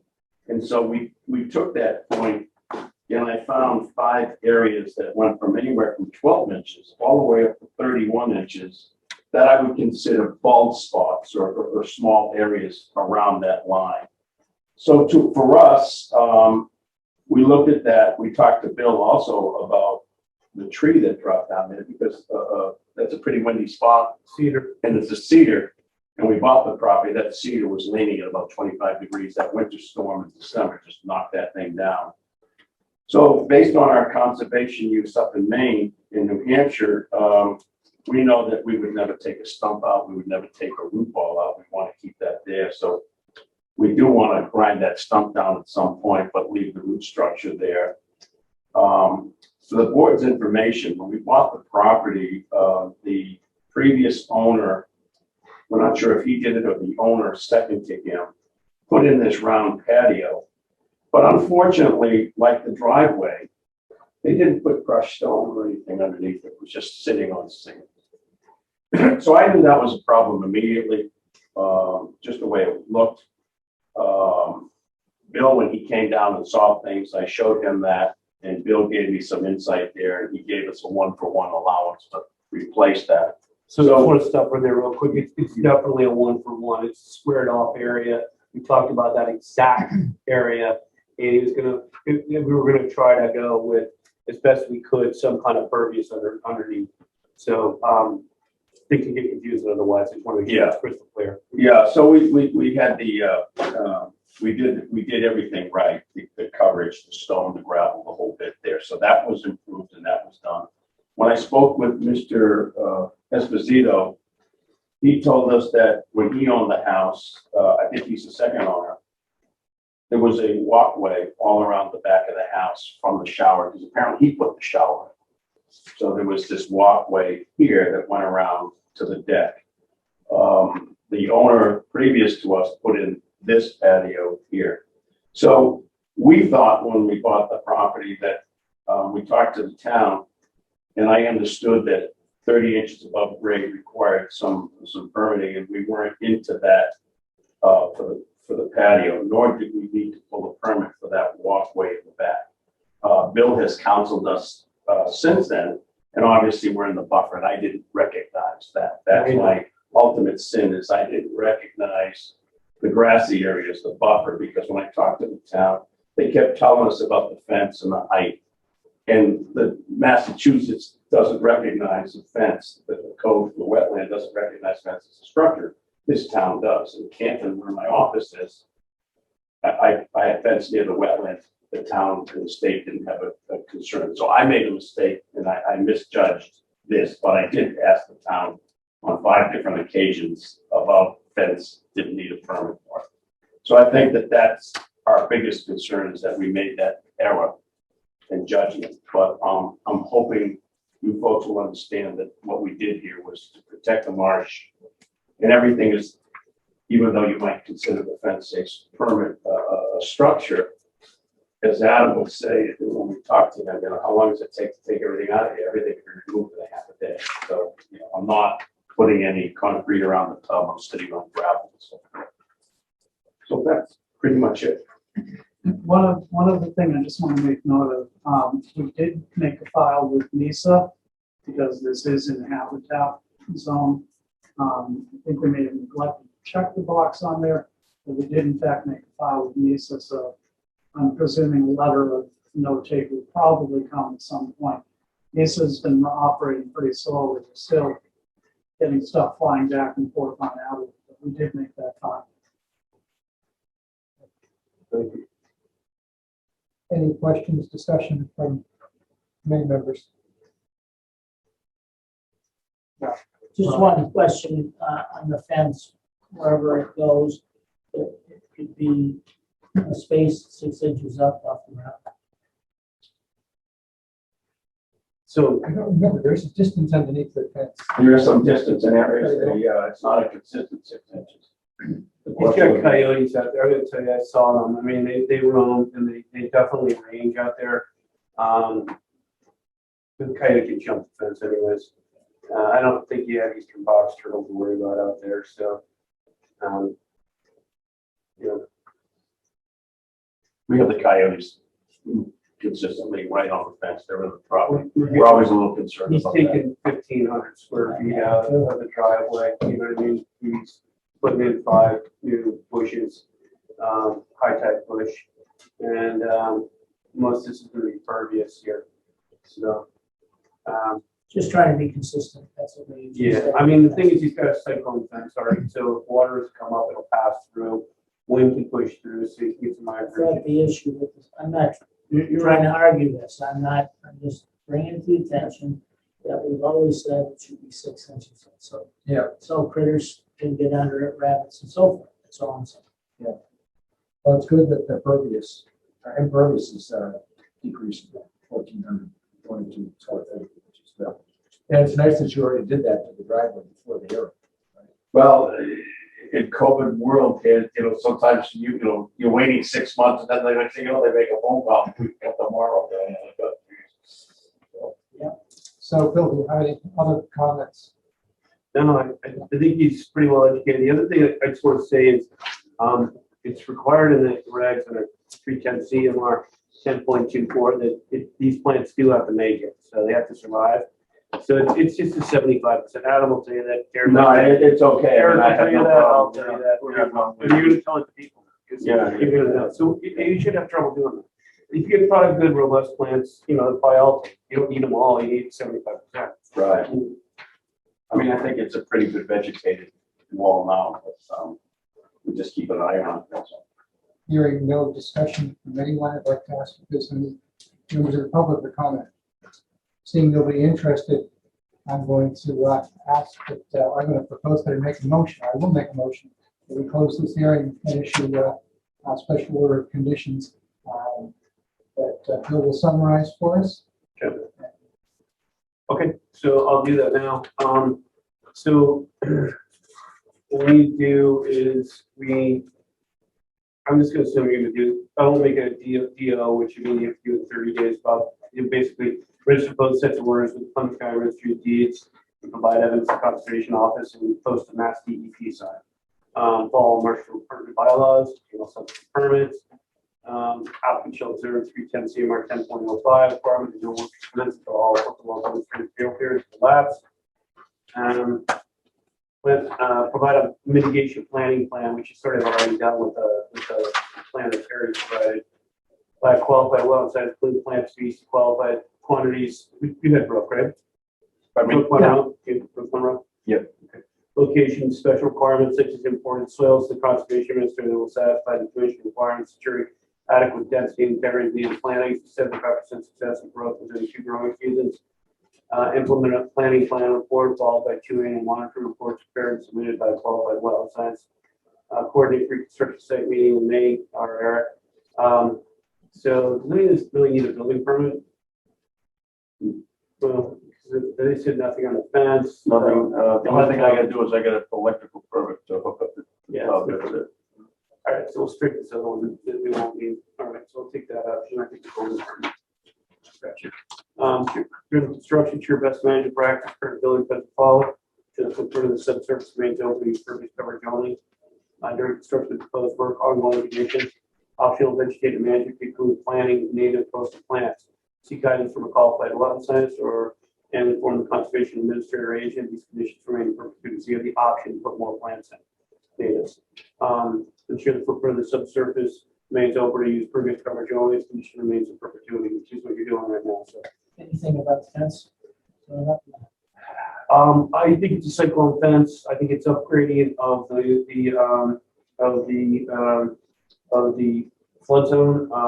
I think that they do have coyotes. You're introducing potentially, if dogs get out, they're going to get in with predators. You've introduced death and dying. So I've heard the argument also go this way: there's containment for keeping the animals separated, but they don't get to go everywhere. You know what I mean? They don't always get to go everywhere.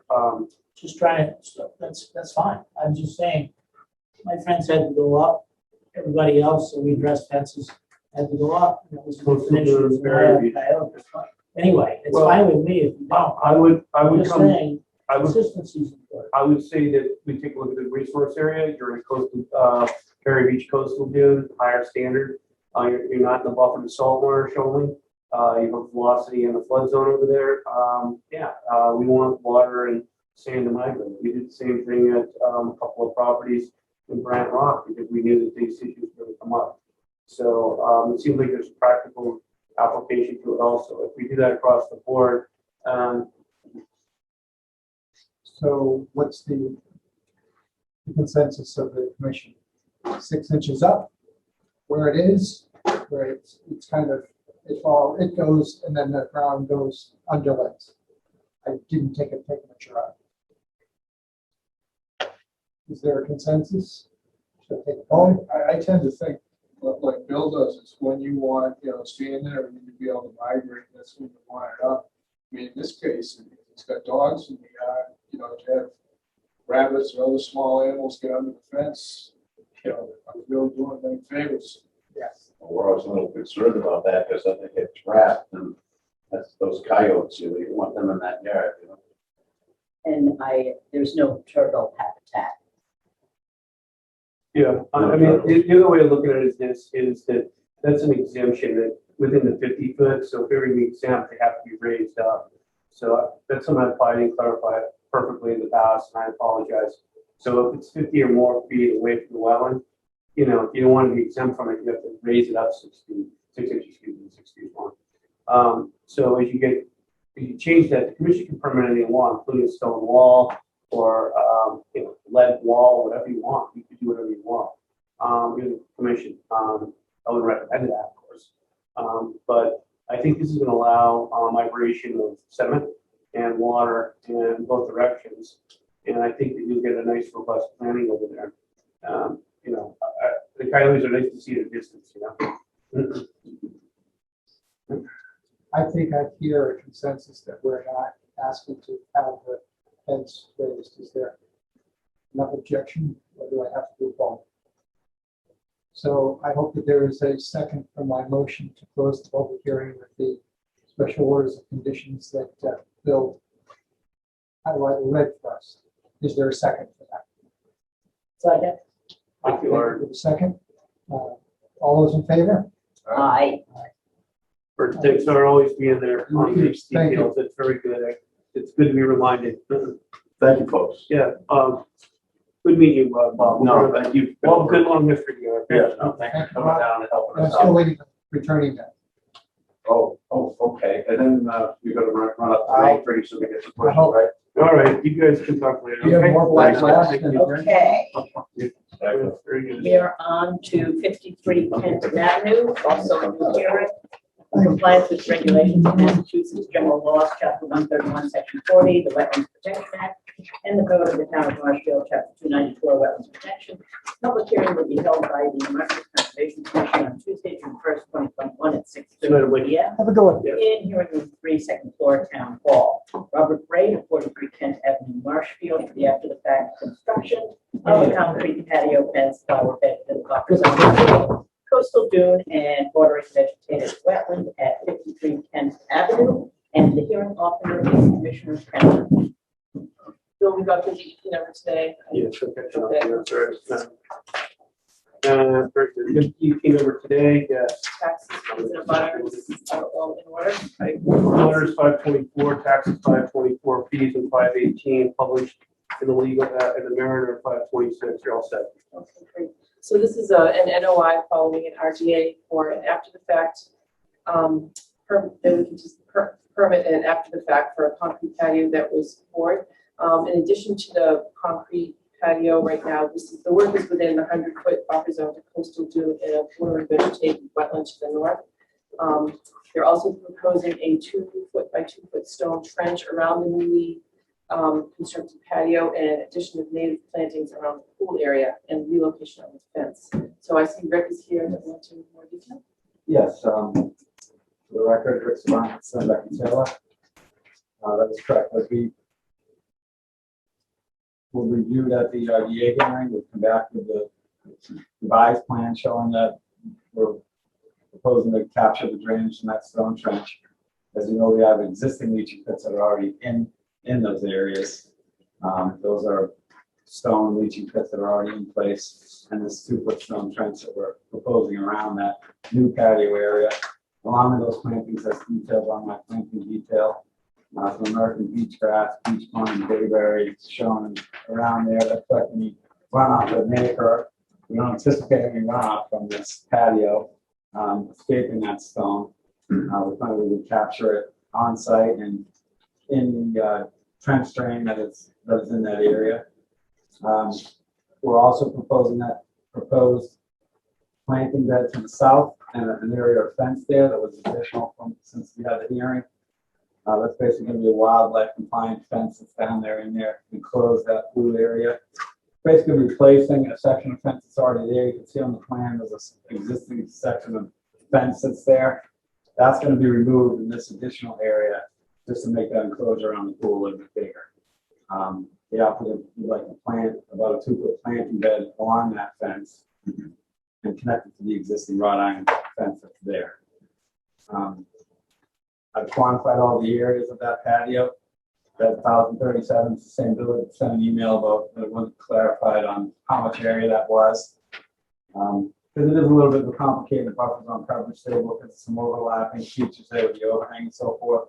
essentially 1,037 square feet as previously stated. I think we're in compliance with the buffer zone standards in this area. And I'll answer any questions you might have. I don't want to say too much. One thing I would like to add is thank you for the new wetland delineation, because that did change Yeah. it was originally in the 50-foot, and now the new wetland delineation, which was recently done this month, brings the patio area that was improved without a permit out to the 75 instead of the 50. So it's a little further out. Very important. I should have mentioned. That's very That was an important point. Bill, did you have some comments you wanted to make? Yeah, I want to second there. I'm just getting Yep. notes down. Thanks for recognizing that work. Yeah, you've had Brad Holmes out there, right? That's correct. Okay, excellent. He did pick up that flag from that neighboring lot. I do appreciate that.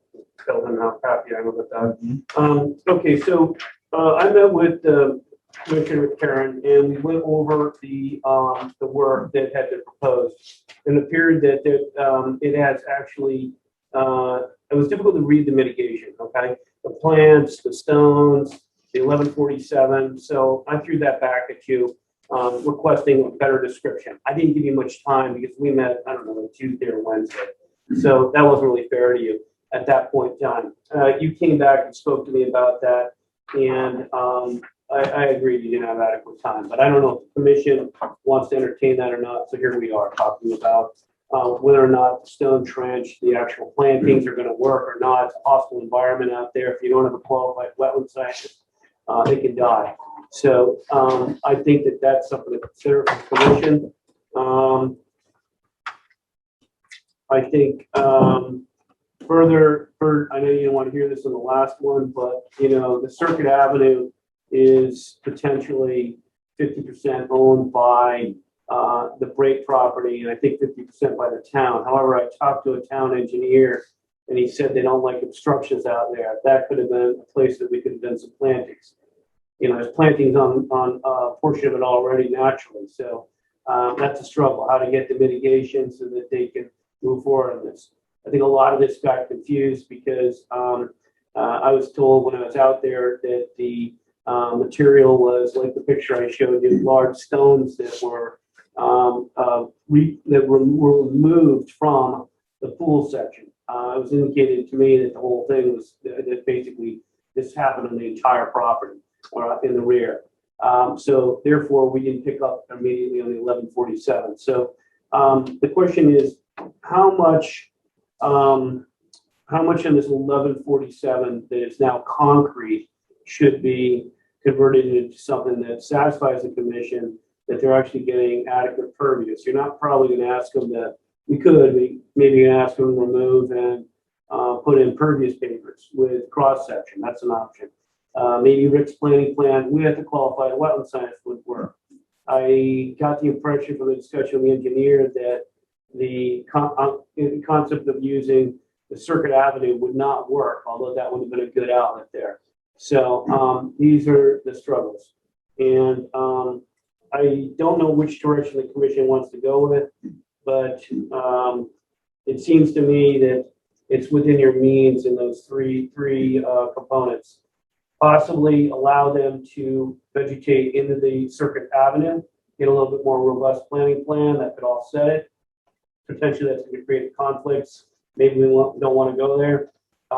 With current planning plan with a qualified wetland scientist, an implementation plan and annual monitoring could ensure that that's working. Now we don't have such a big worry that you have straight concrete being laid down. So those are probably your two best bets, I would say. Or the other one is it gets ripped out and then you have to go with, cross section of pervious pavers that works. I mean, there's very tight configurations. They've got various things called joint sand, things like this that actually work, but that may not be what he's looking for. So anyways, I'd say that's those three options I see. But I don't think we should get into discussing the Circuit Ave offsite. Okay, There's too many options no, to doing that. That's too far out. I agree. Any Just trying to interest? explore. Right, I understand. And that was a creative way to get some really robust mitigation, which is what we look for with this much increase in impervious, as you know, when the buffer zone is close to doing. But that being the case, cannot do that. What I would like to do is take the mitigation plan that you proposed and just discuss that in more detail. I know that we often get, we find out the soil amendments, and what I would like to do is be able to take this plan and put it in the order of conditions. But I would also like to, could you explain how the trench will work, the 2-foot stone trench? Is it graded towards that, or? Yeah, You could the explain that. patio will be pitched, Pitch, that's- slightly, so. And Bob can speak a little. Yeah, so the trench the loom that's in there now will be taken out, will be filled 2 feet deep with fresh stone and handle the volume of a 25-year event. Plus the added trench drains that we put in that weren't there originally in the impervious patio around the pool. We put in a trench drain the entire length of the house. So half that area that was never picked up before, it was always draining off towards Kent. Now 50% of that's getting picked up on our side, trench drain into a gravel pit. He does have, sorry, let me cut you off, but he does have the trench detail here also, which speaks to what he's saying. So I want to note that. I was looking for that, Rick. I didn't see the colorful one. We have other comments. Is more this patio, questions? is the new patio poured right now? Or is it Yes, so it's the original patio where it was removed was a concrete base, but they had 6-inch stones in there before. Yeah. What we did, when that came up, we added concrete, and then the concrete is just a basin that's got an 1.5-inch granite paver that's going on top of that. So that was on one half, and the other half was grass. Right. Okay, so just to make sure that the record's clear for the commission, so you can make the good, clean decision tonight. Yeah, our area of concern is from the middle of the gate over. So that was what the active impact was about, which was in the 50, now is in the 75. and we do reach. So what's new are planting plan and some stone trenches, try to help with the water. And an accurate wetland delineation. And So we want some Fresh. nice build up. Fresh. Well, I believe we're handling more water on site than ever before, even with the grass there before. The closest point to the wetlands, 50 feet. Yeah. We're pretty far out. And nothing's being directed towards the wetland, it just goes straight down. Yes. All of our work is, it's going to plan that all of the proposed work, the existing work that's supposed to be approved is behind a 3-foot wall, which has been in existence since 1987. The house was built, so it's as if, there's a barrier, albeit a man-made structure there already, but all of this work is taking place behind that. None of it will enter past that wall. Yeah, I think the red flag is the increase in the impervious. We see this all the time. We look at numbers like 20%, 15%. Sure. This one's 62, but I think that stone trench is a big improvement. Yeah. If you equate that to 4-inch cracks and pavers, that's a large upgrade. Bob's an expert in this stuff. He's built this. Bob's been in town and built schools. We were talking about in the hallway, the substitution of the trench system versus trying to make impervious pavers. This is going to handle, in our opinion, a lot more water than impervious paver situation.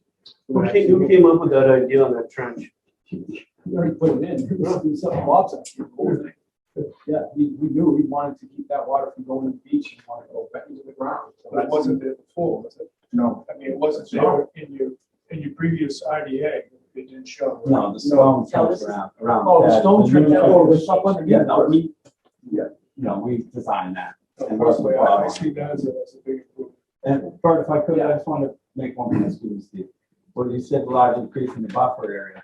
And it's true, the numbers show that, but, and I know you understand this, because we have a small amount of buffer area on the lot, is why the number is so huge. If the whole lot was in a flood zone or completely covered by buffer, we only have a small corner of the parcel, and I know you get that. That's why the number is huge. I think typically in a property improvements like this in sensitive resource areas, we always look for, pervious structures. So in retrospect, it would have been nice that 1,037 square feet had been pervious to begin with. And I'm sure that's a little more expensive. I know it's a little more expensive than concrete is. So that's a shame. That's not where we are right now. So, so I get what the proposal is here. Could I say, I would like to see a wetland scientist review or have it Yeah, conditioned I'm saying the same thing. on I think having yeah. those plantings monitored and, you know, for success. We'll have them review. Advising on soil and Whatever wetlands, usually we get. Steve, what happens a lot of times with the plan is, they go, you plant, it dies, it's all done. Well, we don't have that. We need it to grow, you know, and make it happen. I can see that the drainage trench is an interesting idea. I agree with Bert, it's very clever. You know, this could be good. You've got 18, you got 23 plants here. They're all gonna do decently in this environment. No stroke views or anything like that. Actually, it'll be a pretty nice, you know, marquee garden. So pretty nice. Happy to have the order of conditions conditioned on the wetland scientists review and plant the plan, and then the commitment to replace any of the plants that don't survive the first two growing seasons with the same plant or a plant recommended by that scientist that would be better suited to survive. So that's easy.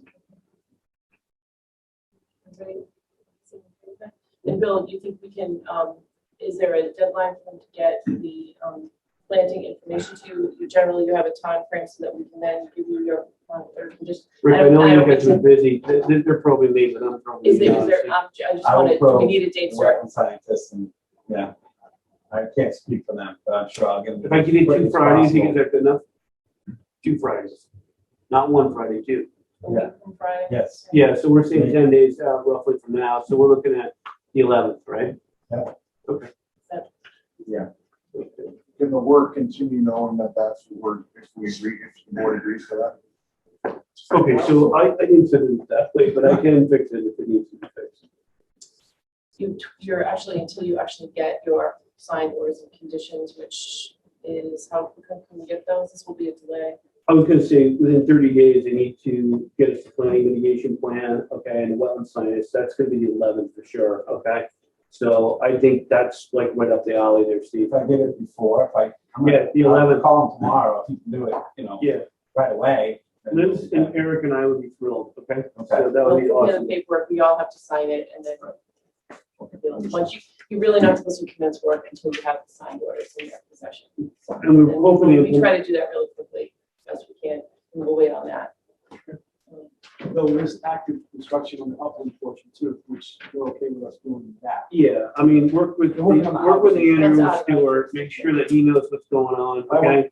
I just want to make Yeah. sure Bill knows that there are people working there. We will not be. We met them. Anywhere. I met them and said hello, okay? That's all I'll say. But, so I know there's other work going on. That's okay. I'm not down there a lot, okay, right now.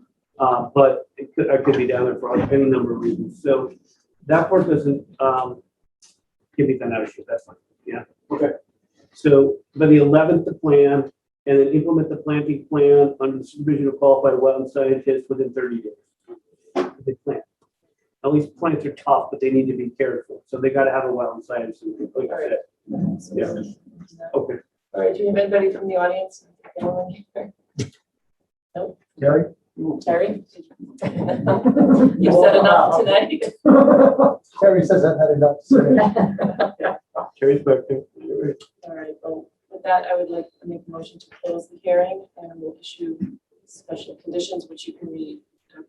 Well, actually, I'll have you read them first, then we'll get a second. Okay, so you're gonna have to register with the Plymouth County Registry of Deeds, either you, Bob, or you, Steve, or you, Rick, or somebody, okay?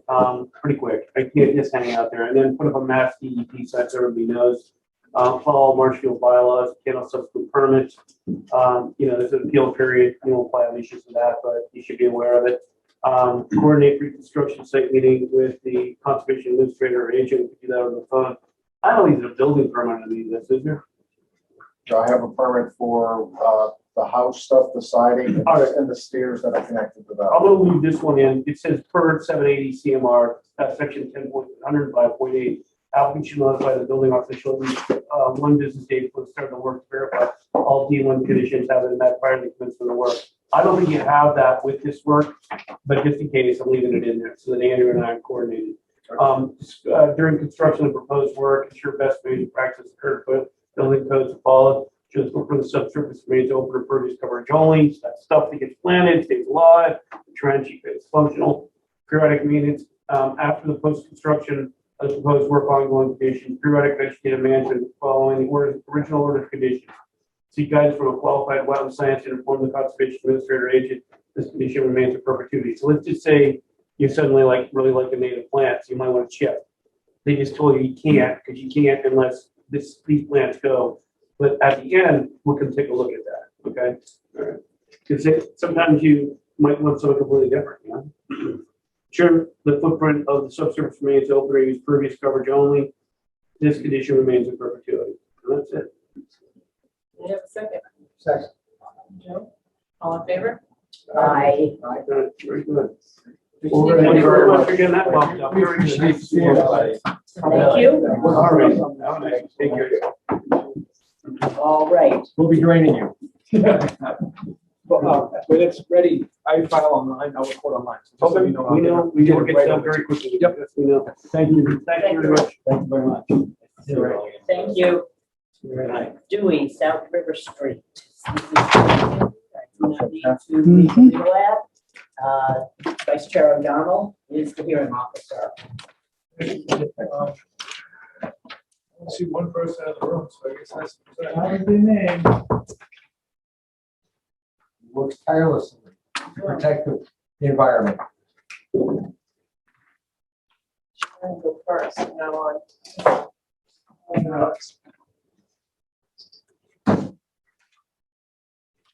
Open? Floor is yours. Okay. The secretary, talking from Beck and Taylor, representing Kristen Dewey. And this site, the reason it's been a while is obviously we've gone along with Bill's wishes, and rightly so. Go back out and take a look at the wetland delineation, because the original delineation was done probably before peak vegetation season in March of 2020, actually. And so Brooke and Bill were out there on April 16th, if I'm remembering the case correctly, and hung some flags in the rear of the property. And the areas that have changed are crosshatched on the new plan. And then we went back out, Brooke, Bill, myself, Eric, Craig, Susan, maybe? No, it was 28th. Brooke, you, Craig, and Eric. And Eric, yeah. Bert and I. Went back on the 28th and we took a couple of tours through this midsection and then hatched in the area between wetland flags 3 and 7. We actually pulled in because there was some skunk cabbage popping in this area. And so that caused a shift inward in a couple of locations. And Bill's concern being that back in time, in the area of this triangle in the middle, historically, there's some old burning in this area that God knows how long it goes back. There's an area in here that was previously disturbed, not the area where the test pits occurred. There was some burning. So, having looked at it and agreed that we now have a good line, we pulled in past where the vegetation with the skunk cabbage was popping to another flag for 3A and just connected these straight across. And then afterward, I took a step back and looked at the original grading and the original layout of everything. And one of the things that struck me in doing a redesign of the system to install a treatment unit, which will further protect the environment and make it also allow me to make the system footprint smaller, even though that's outside the buffer area, because the original plan showed a lot more grading here, because the idea was to set the original house on piers. And as I said to the applicant, with the treatment system, with the changes to the plan, we can put part of the structure on the slab, part of it as a finished basement, still be outside the 75 foot. But by putting that wall in here, we can now reduce what we're showing as grading through much of this area to just grading next to where the driveway and garage would be. and then drop back to pretty much the natural grade, except maybe around the walkout area and the grade.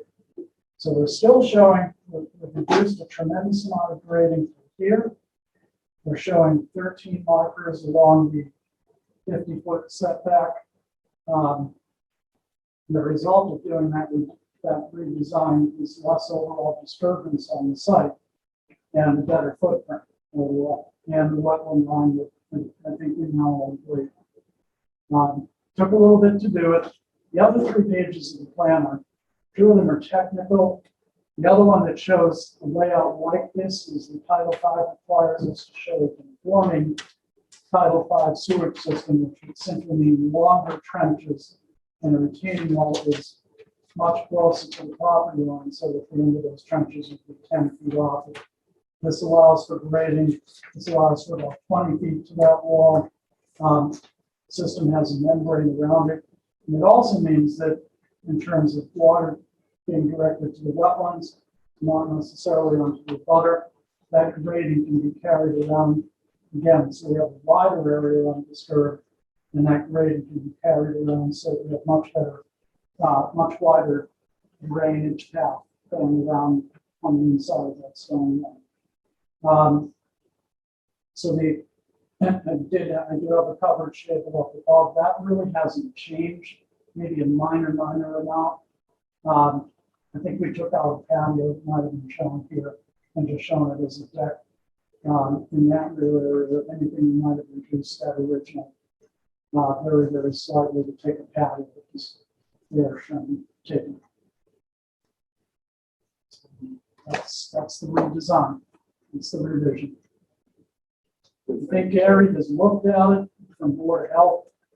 He hasn't signed off on the permit yet. He did ask me to make one change in here with regarding the dimension of the trenches. That was breaking in something brand new. Took a kind of a first run through it, said it looked okay to him. That was last week. I haven't communicated with him since. Yeah, Bill, I think that's the same feedback we got. Yeah. It was satisfactory. Yeah, the septic is satisfactory the way it is. He's moved to a basement and slabs. If you look at it carefully, he's no longer going with the pier setup any longer. And this configuration is conforming to what Gary requires. And so it's suitable. We added the treatment unit too, because it allowed us to do two things. One, obviously providing treatment, being this close to the resource area, you have a better discharge of effluent, which is more healthy longer. It also helped us to reduce the footprint of the system and make it much smaller. Granted, we're still constrained by being on these good test pits that line up through the middle of the middle portion of the property where we're able to get perks. But it does provide better effluent treatment, and it is a sensitive area.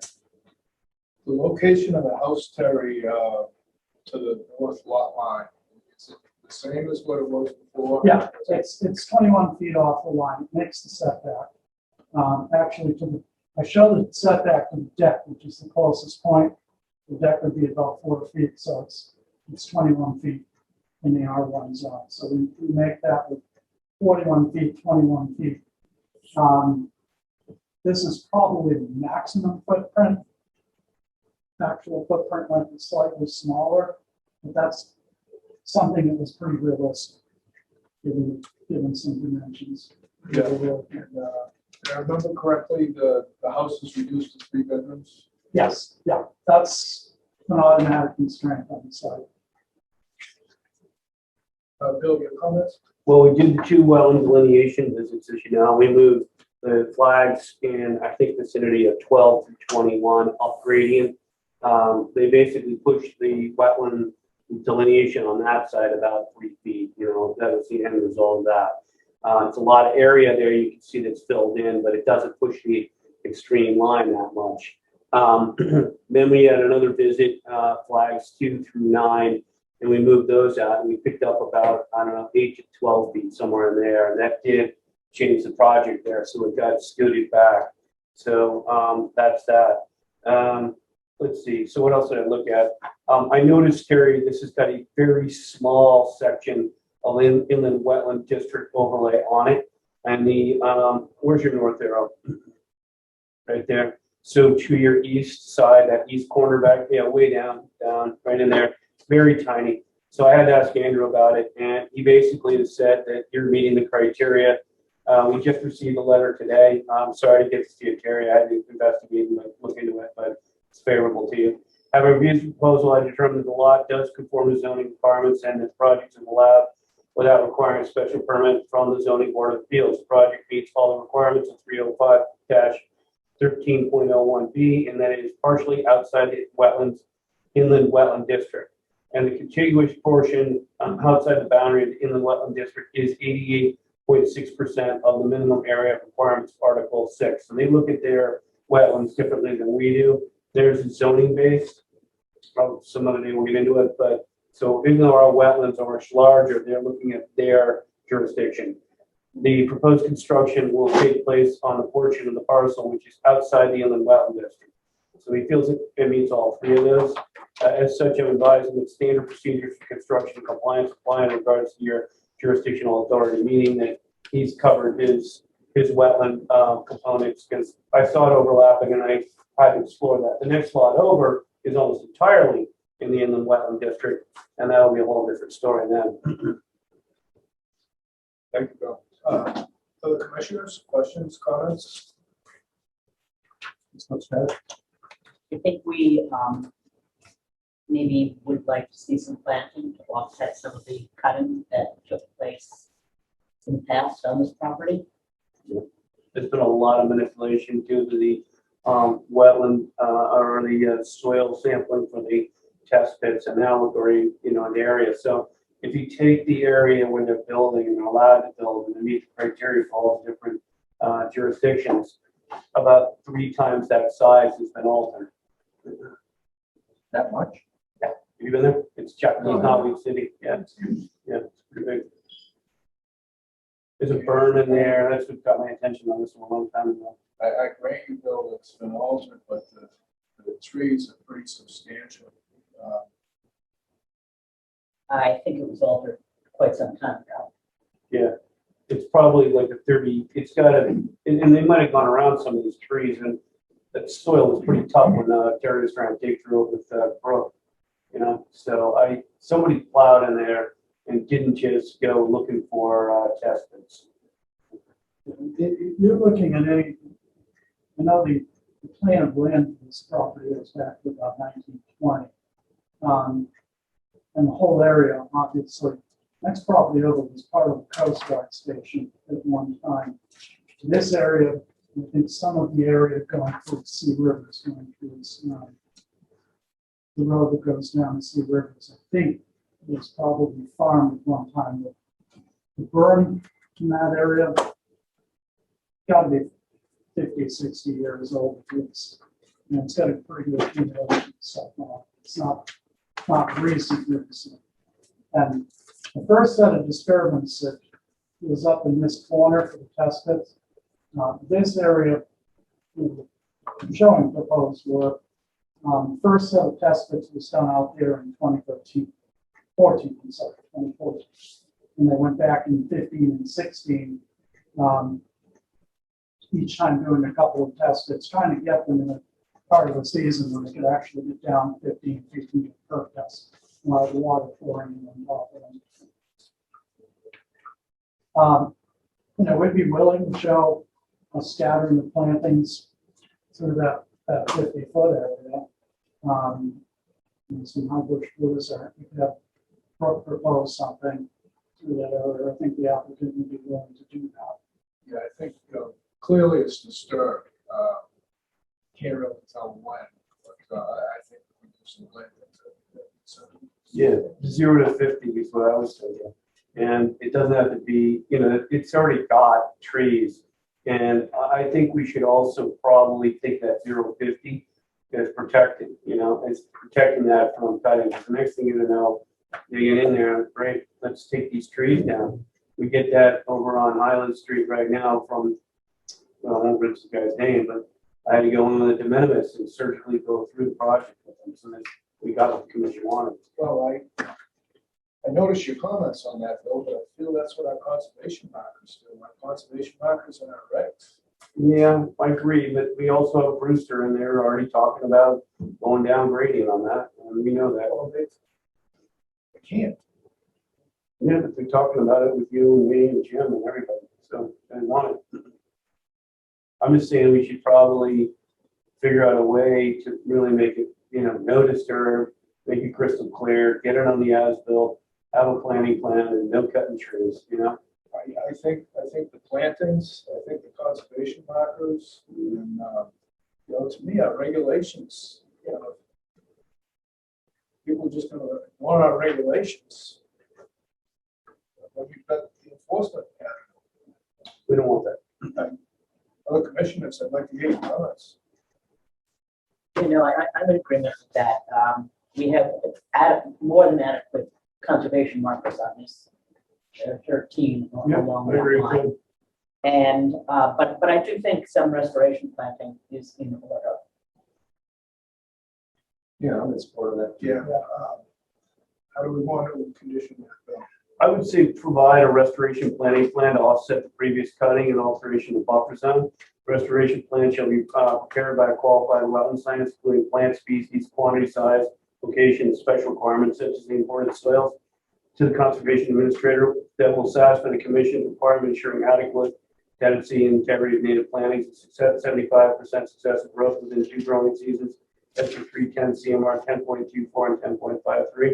An implementation planning plan followed by 2 annual monitor reports prepared and submitted by qualified wetland scientists required. Make that a D1, get it going before we build the house. Because they would sell this, that's the other thing. We've seen that happen, I'm not saying they will, but we have seen that happen on Main Street. Is this a spec house or this is a? I don't know, but that's a reasonable condition. And it's in the front end, so whoever gets this property, if they come do their due diligence, we'll read it to that Eric or I or Liz and let them know. And then they gotta have a planning plan, but we have to have the plan. How soon can we have the plan so we can close the orders? Rick's getting one by 6/11, he says. He thinks. You're usually faster, Terry. You're usually faster. Usually. Rick's been ready to want that done. Talk to Brooke. Talk to Brooke about it, and Brooke will immediately, Cringe. yeah, She'll probably call out my name. and she'll say, what are we gonna do? The same thing we did next door with the Japanese mafia? No, that didn't work too well. No. This is a little clean. Yeah, no, I think we could actually have a great plan here. I've talked to Brooke and Mrs. Fabiano, so they're moving the right direction now. Okay, at this point, I've made the mistake of not asking for public comments on a couple of my hearings now, so open to public comments. I don't believe there's anybody from the public here. Unless Jerry wants to say something.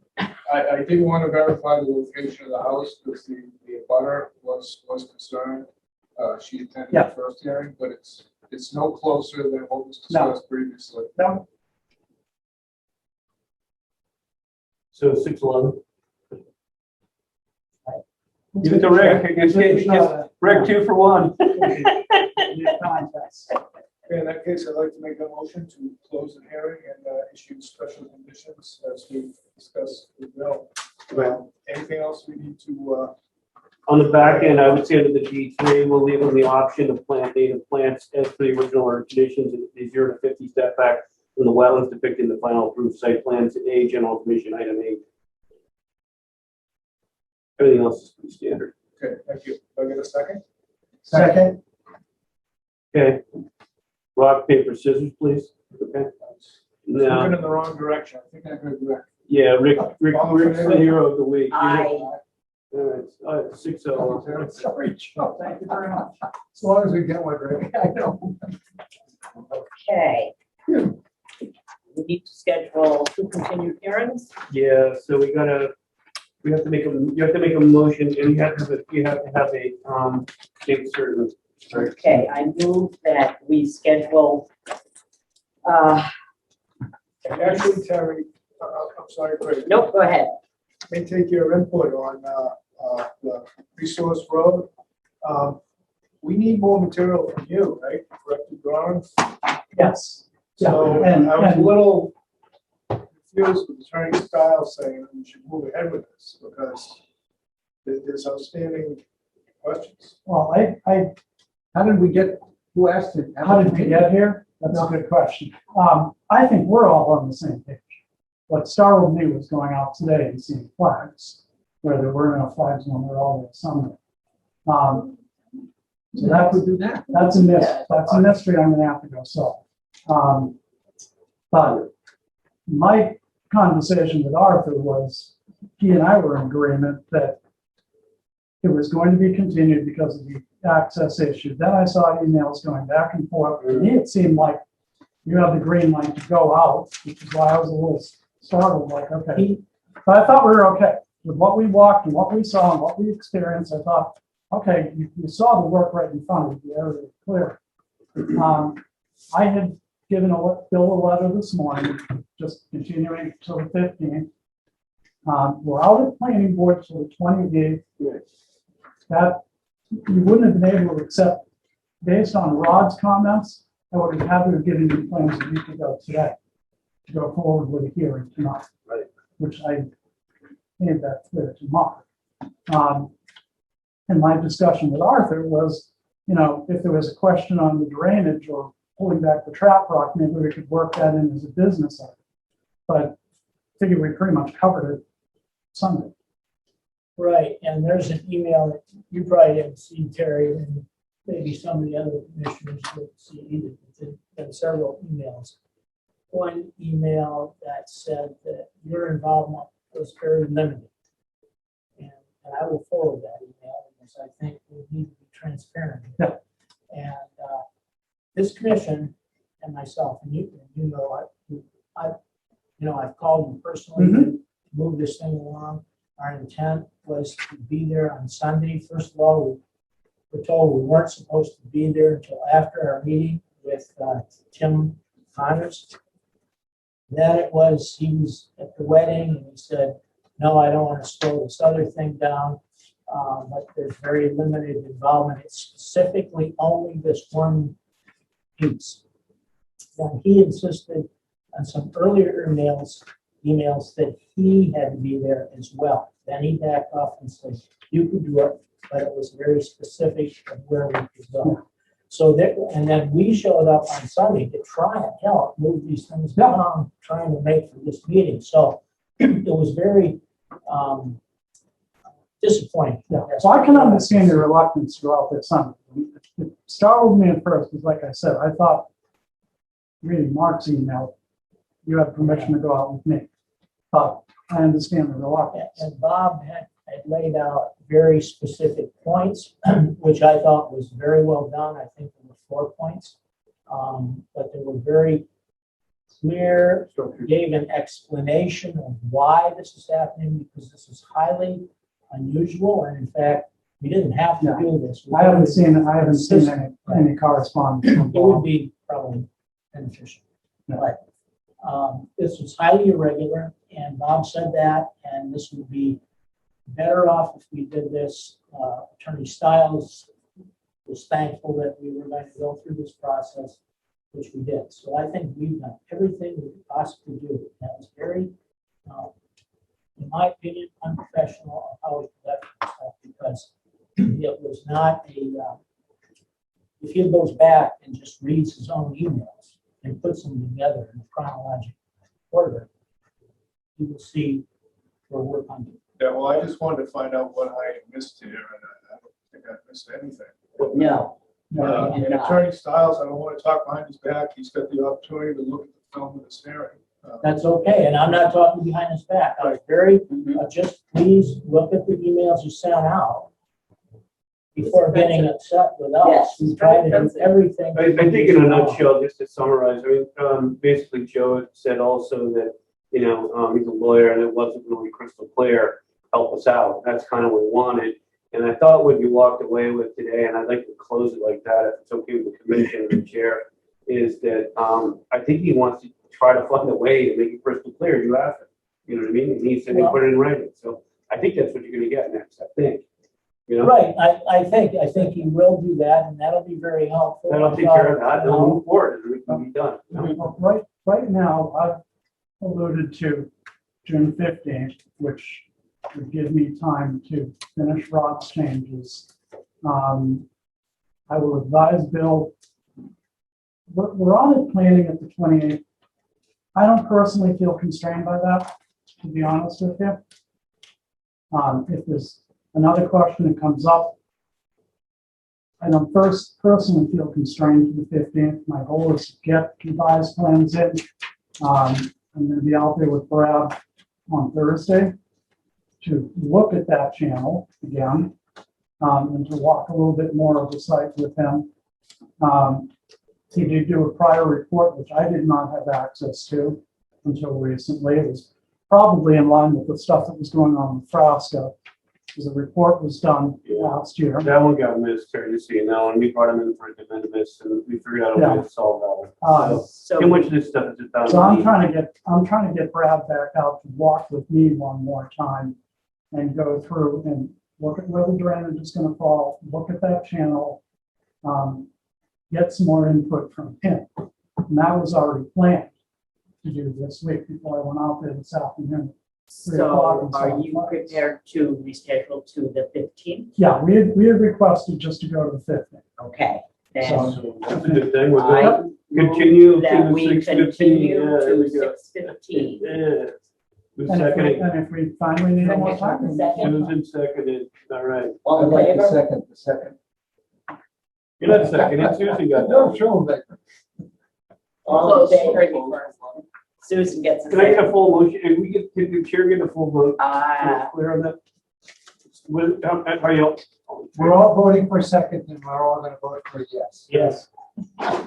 All in Aye. favor? Aye. Aye. Okay, very good. Resource Way is. All right, Thank you. so then you just got authorized, you know, the 21st. Thank If you, you Terry. need more time, let Good night, us know. If everyone. you need more time. Let me know if you find out who put those flags up. It wasn't me. Lawson 62 Marginal Street There. needs to be continued Yeah, and to a date certain, right, he had asked for June 15th on the letter that he sent. June June 16th. 15th. that's all. May I have a second? Second. That's it. All in favor? Aye. All right. That one was the June 15th. Okay, request for certificates of compliance. We have 25 Billings Road. CHPC, which is, okay, and this continues. So Okay, 6:15. I Okay, billings, believe yeah, we still have 2 items which do not appear to be in compliance. yeah. The orders. Billings, first one. Yeah, all right, so the first thing is we received, you'll have a packet of letters that the building commissioner provides with. One was that one on South River, and the other one is for Billings. And basically, in a nutshell, I can read it to you. It says that the permit for the water heater was legally applied for, issued, inspected, and ultimately completed on January 19, 2011. That's for the plumbing, okay? As this was permitted by the town officials at the time, and 10 years have elapsed since the completion of this permit with no notice of violation under MGL Chapter 40A, Section 7, I deem the structure as legally non-conforming and therefore beyond my jurisdiction to impose flood-resistant construction requirements at the time of permit issuance, nor those required currently. But he has left it open for the commission to address the water heater. So the water heater is a utility that would be below elevation 11. I can't remember on this one exactly. I looked at the orders of conditions. If the utility is called out at 11, I think they did. I just gotta take a quick look at it. Very good. This one you could stick around.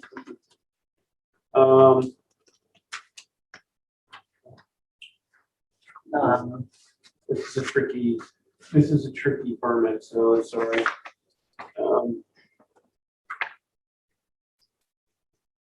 There we go.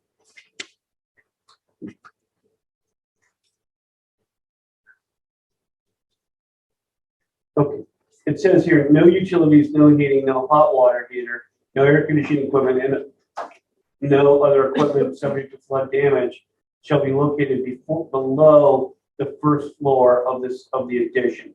And didn't use, The finished floor of the living space in the addition is 11.1. yeah, NGVD 29. So now we have to go and see Terry's response on the 13th on this one, which is pretty detailed.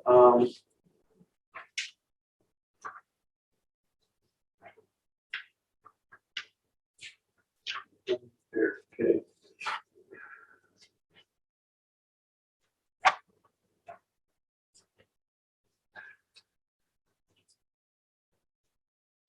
It's not called that. It's occurred in. Utility closet was an emergency situation in January of 2011. Lynch's would not have been able to wait 3 weeks for notice of intent. They had set for 21 days, no orders to go without hot water. In terms of building area, the utility bump out is smaller than the 12 by 4 proposed addition along the rear of the existing house that was never constructed. Yeah.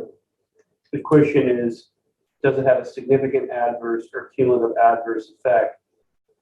It doesn't specifically say 11, but the house is at 11. It says it can't be below the first elevation. The building commissioner, it says it's non-conforming and therefore beyond its jurisdiction, but it's within the hands of the commission. The commission may want to start looking at it as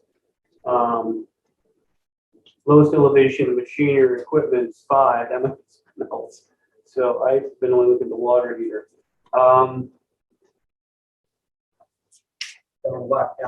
So is this going to cause a significant adverse or cumulative adverse effect? And that's one item, so contemplate that, I suppose. And then the other one is, there's a porch over there. You've seen the pictures, I think I sent. And the question is, will it be having space or not? This is a real problem in the 70s, 80s, and 90s. People were living in these places, and you can drown them if you ever get lucky, you know? So I thought that was an easy one. We did something like this with David Murphy over at 242 Canal, you know? So are we supposed to, I mean, you're saying not to issue one? You had moved to table until the building commissioner provides a response, which And he did. So now you're back active. And a deed restriction approvable by the commission is recorded with Plymouth County. So do we have to decide whether we want a deed restriction on? I always give you suggestions. I don't tell you what to do. I just give you suggestions. Bill, do we have the original drawing of what the original design was? Yeah, I can find that for you. I have the whole file. So the original plans of record would have been, and they didn't have everything, you know, they didn't have the shed and things like that that were back there in the day. Title dated Billings 5/9/2001. Okay, 5/9/2001. Let's see if we can get that for you. Okay, 2/19. 2021, that's the current version. All right.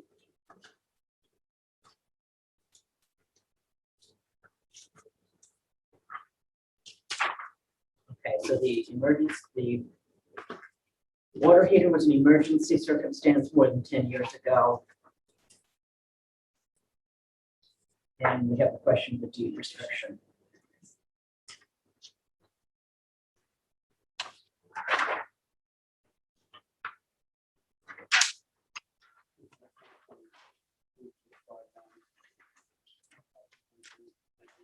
That deed restriction, is that concerned about the space under the porch, or is that the porch itself? It's the porch itself. It's a very complicated order of conditions. I mean, the way he wrote it was, if you don't satisfy D, then you gotta go to E. I'll read it to you. It's just one more. Because nowadays, the question will be whether or not it's a substantial improvement or not. You know, Well, that's the whole house. This is back in the day, they were doing absolute orders of conditions. So it says here, the two roof porch additions shall be at elevation 11 above mean sea level, or above or meet condition E below. so it didn't meet that. If the roof porch additions first floor is below elevation 11 for the purpose of alignment with the existing floor, first floor, no sidewall shall be built to the roof porch, and a recordable document accepted to the commission restricting deck porch to non-habitable use so that no dwelling will occur in the roof porch now or in the future, submitted commission and approved documents reported before the construction. I feel like that one's crystal, and you have to have that. The other one, I don't, you know. So do we have that? You don't have that, and I told the guy you might want that, and he was wanting to wait to hear what you're gonna say. Okay, so I think we need to table this until You get that? we have a deed restriction. Do I tell him that he's okay on the other item, or do I tell him yes? How do you feel about the water heater? That's 10 years old, emergency situation. I don't feel strongly about that. Anybody else? Okay, so let's table that for the deed restriction. Okay, so I've eliminated him down to one. He needs to give you the deed restriction, and then we can get it maybe on the 15th to get this resolved. I vote we move to table, I move we vote to table this until we have the deed restriction determined. May I have a second? Okay. All in favor? Okay. Mount Skirgo Association, 2 Old Woodlot Lane. This order of conditions was issued for subdivision in development as there's a lien on the property. The property owner's representative has requested the commission waive the requirement for an as-built site plan, RPE, RLS letter, the elevation certificate for this property, but not the subdivision. Conservation agent recommends the approval of a partial COC and waiver of the above requirements, given that this lot is located over 500 feet from the wetland. So I move that we vote to issue a partial certificate of completion for SE 42 1696, lot 11, 2 Old Woodlot Lane, and waive the requirement for an as-built site plan, RPE, RLS letter, and elevation certificate for this property, but not the subdivision. May I have a second? Second. Joe? All in favor? Aye. And I need to recuse on this final one. Bert will take that.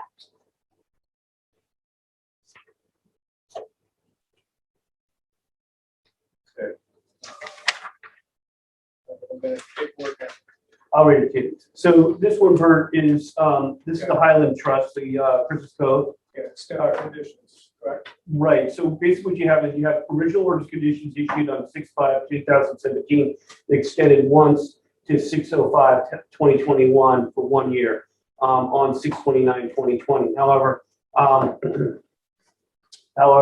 now they're back and they want a 3-year extension. The applicant's representatives state the work for the project is not yet begun due to delays receiving additional permitting from the town. They're struggling with the planning, and I think they have some in land court, for which an appeal remains pending in land court for a planning board denial. The commission can extend for any amount of time up to 3 years. Yeah, I'd like to make a motion to extend for 3 years. Second. All in favor? Aye. Okay, so that's going to move it to 6/5/2024. Okay, and that was Bert, and then who was the second? Okay, so that was 5/00 because Craig was out. Then Craig is back. Craig And was- now I am back, and Welcome back, Greg. I move that we close the Conservation Commission Tuesday, June 1st meeting. May I have a second? Second. All in favor? Okay, so that's 9/08. That's pretty good. And you guys want to do Zoom Sounds call? good. No, it's 10:08. That's like what time? Oh, it is 9:08. I'm sorry. Yeah, that clock kills you. You know what I mean? Oh And God, I've also, been looking at that clock It the goes- whole it time. goes- it goes- thinking, How did this I don't know. happen? My cousin, he's usually here, but she constantly clicking away. You know what I mean? I think it was the roll call vote, saved us. Oh, that 45 definitely is What a, happened? Well, this difference. is a plus. minutes. Oh, That used to be my favorite part. We can go back to I'm it. gonna watch the hearing officer try to get somebody napping. Oh, wait, don't go anywhere. You think you're leaving, but you're not. I have got blue pen, install it back to blue pens, sign away. These are the new ones. Oh, there's one of them I need to get one. So we can do signatures right here now before we leave? Well, remember how I used to prepare? Yeah. Well, now Liz goes, well, you can get all the signatures because she's back. I'm like, oh, yeah, like I do. You know what I mean? So we got all the signatures, you know, you guys can sign, but certain people, you don't always get them all, so I gotta check that. Okay, so we can turn this off. All right, we're gonna be ending this meeting and thank you to everybody who helped us out. Have a good day. And